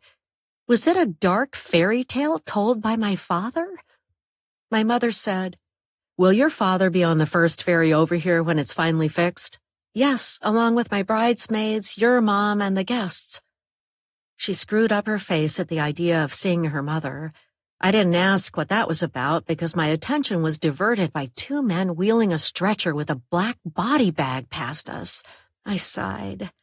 "We're not getting married, and this is a crime scene. I don't want to stay here and relive this horrible day again with my friends. I'll call and tell everyone to stay on the Seattle side of the water." Mom nodded. "Makes sense to me. Plus, we have a lot to talk about, given the time we spent apart. I want to explain what happened to me and why your dad might have taken you." I said, "Okay," but secretly doubted there'd ever be a palatable explanation for a mother abandoning her young child. There's just no excuse, and I wasn't ready to forgive her. It sounded like she was cooking up a story and blaming it on Dad. Chapter 56, Francesca. I ran in the kitchen, my face wet with tears, and collapsed in my mother's open arms. I said, "I'm sorry. I ruined their wedding dinner. I spilled squash soup on the groom's tuxedo." She patted my back. "I know, I saw. I went out when I heard the shrieks." I stepped away, wiping my eyes. "Are you going to fire me?" She sighed. "I'm sorry, sweetie, but I have to let you go. You're right. You're not the best fit for this line of work." I sniffed and nodded. "I understand. I think I'll ask the garden store in Bayview if they're hiring." She reached out and squeezed my arm. "That's an excellent idea. Let me know if you need a reference, and I'll say you were hard-working and cheerful with customers." "Okay. Do you need me to stick around?" "No, go home and recuperate. By the way, those two people ruined their wedding all on their own, so don't blame yourself." Taking off my apron, I handed it to her. "Thanks, Mom." She patted my cheek like she did when I was a child with a skinned knee. "I love you. You know that, don't you?" I took a deep breath and blew it out. "Yeah, I love you too." My brother came into the kitchen. "You off? Headed to create another disaster in your wake?" I rolled my eyes. "Stop it. I didn't mean to spill the soup." He grinned, running a hand through his hair. "Or the coffee, or the pop." I elbowed Troy and he stepped back, saying, "Be gentle with me. I'm younger than you." Mom said, "Go on, you two. That's enough. Troy, ask the bride and her mother if they'd like salads and sandwiches, although I doubt it. A dead body puts a pall on one's appetite, I imagine." I grabbed my purse and car keys, moving toward the door. "Bye," Troy said. "Bye, Franny. See you around." "Back at ya." I strode to my car, which was parked in a back lot, but it seemed to take forever to get there. A man stepped out from behind a tree and said, "Hey, I need a ride to Seattle. Can you take me over the Deception Pass Bridge and down I-5? I stared at the groom, who was wearing a fresh set of clothes. "I can't do that. You'll have to find another way." I jumped in my car, locked the doors, and started the engine, driving away. As I passed him, he leapt out and pounded on my side window, screaming, "Take me to Seattle. I want off this island." But I kept going, gripping the steering wheel tight until he was out of sight. Releasing a weary breath, I turned on music and let out a high-pitched laugh. What a weird day! But at least it was with family, which made it not my worst day, but an okay one. Maybe months and years later we'd talk about this and bond over the strangeness that invaded our lives. Chapter 57, Claire. I called my father. "Dad, I decided to call off the wedding and reception. Will you please tell everyone to go home? A woman just died, and I'm taking Mom to the cottage on Dirt Road for tonight." "Someone died? How?" "Ralph's ex tried to kill me. Mom hit her with a rock from a slingshot, and she fell in a cistern." "Are you okay? Do you need medical help? Is Ralph helping you through all this?" I locked eyes with Mom. "He took off. He's long gone by now." "What? I'll wring his neck." Waving a hand in front of my face, I said, "It's just as well. I learned a lot about myself today and about him. It turns out we weren't meant to be together at all." A police officer came up to me. "I need a statement from you." "Dad, I've got to go. The police want to talk to me. Will you please tell Rhonda and tell her to cancel everything? Thanks. Love you." Mom wiped tears from her eyes, and the officer said, "Is there somewhere we can talk?" "Sure, let's go in here." I led the officer into the bridal suite, and we sat on a couch. My mother followed us and perched on the edge of a chair. It was odd to be around her after living so long without her. The officer pulled out a notebook and pen. "Tell me how long you knew the victim." "I didn't. I only met her this afternoon. I guess my fiancé invited her to our wedding, but he didn't tell me." The officer screwed up her face and jotted down a note. "Isn't that highly unusual? He didn't tell you about this beforehand?" I shook my head. "I didn't find out until she marched into the dining room and was yelling at him. She threw a cake at him. I couldn't believe it when she shoved her hand in the cake, ruining it. Mom said, "I think that's the least of your concerns today." Yeah, you're right. Everything I thought was a big deal before, like the rain and ferry cancellations, didn't matter. But I learned a lot about Ralph today. The officer said, "Take me step by step through the incident. I understand the deceased dragged you up the cistern ladder and threatened you?" She said she wanted to kill me and I couldn't get away from her. She was really strong, like she must work out all the time. The officer frowned. "Do you think your fiancé had anything to do with her threatening your life?" I tilted my head. "What are you saying? That he might have had something to do with my death?" The officer leaned in, a pen in her hand, poised above paper. "Is that a possibility, do you think?" Tapping my lips, my mind rummaged through recent events. I said, "He did insist on us taking out life insurance policies on each other, with a big payoff if one of us died after we were married." "We'll look into it. Sometimes the people we least expect are capable of murder." The officer scribbled something down. I squirmed on the couch. If he did, that would be cruel. Mom and the officer watched me and didn't respond. I whooshed out a breath. He's totally self-centered, and I saw his true colors today. It's possible he asked his ex to show up after we were married. We were about to say our vows when two male strippers burst into the room. The officer's eyebrows shot up. "Did you say strippers? At a wedding?" I opened my hands. "I didn't order them, Lacey did." "Mom, have you seen her around?" She shook her head. "Not for a while." I said, "Maybe everything went wacko when the wedding ceremony was interrupted and it wasn't supposed to end this way. Belle was furious about Ralph leaving her." The officer stood and pocketed her notebook. "We'll be in touch. Don't leave the area. We'll be staying on Dirt Road in a cottage tonight and maybe for a few days if you need to reach me, but there's no cell or internet reception down there." She nodded and put her hands on her hips. "It's an odd bunch living in the Hollow. Are you sure you want to stay there? Locals tend to call us and complain about outsiders. We've had trouble before down on Dirt Road." I smiled. Mom and I'll be fine, getting to know each other again after a long time. I've stayed there before and I can handle those people. She handed me her business card. "My condolences for how your wedding went. Keep in touch and let me know if you go off island." She walked out and the caterer knocked. "Would you like dinner served?" I sighed. Now that it's a crime scene, I don't want to stick around and I've canceled the reception, but I'd like to take some food to go if possible. My mom and I will be staying at a cottage off Sills Road. A flicker of concern crossed the caterer's face. She said, "Of course, I'll bring it to you in a few minutes." I held up an index finger. "Could we have bottled waters to take with us? The place we'll be staying has rusty brown well water we can't drink." She narrowed her eyes.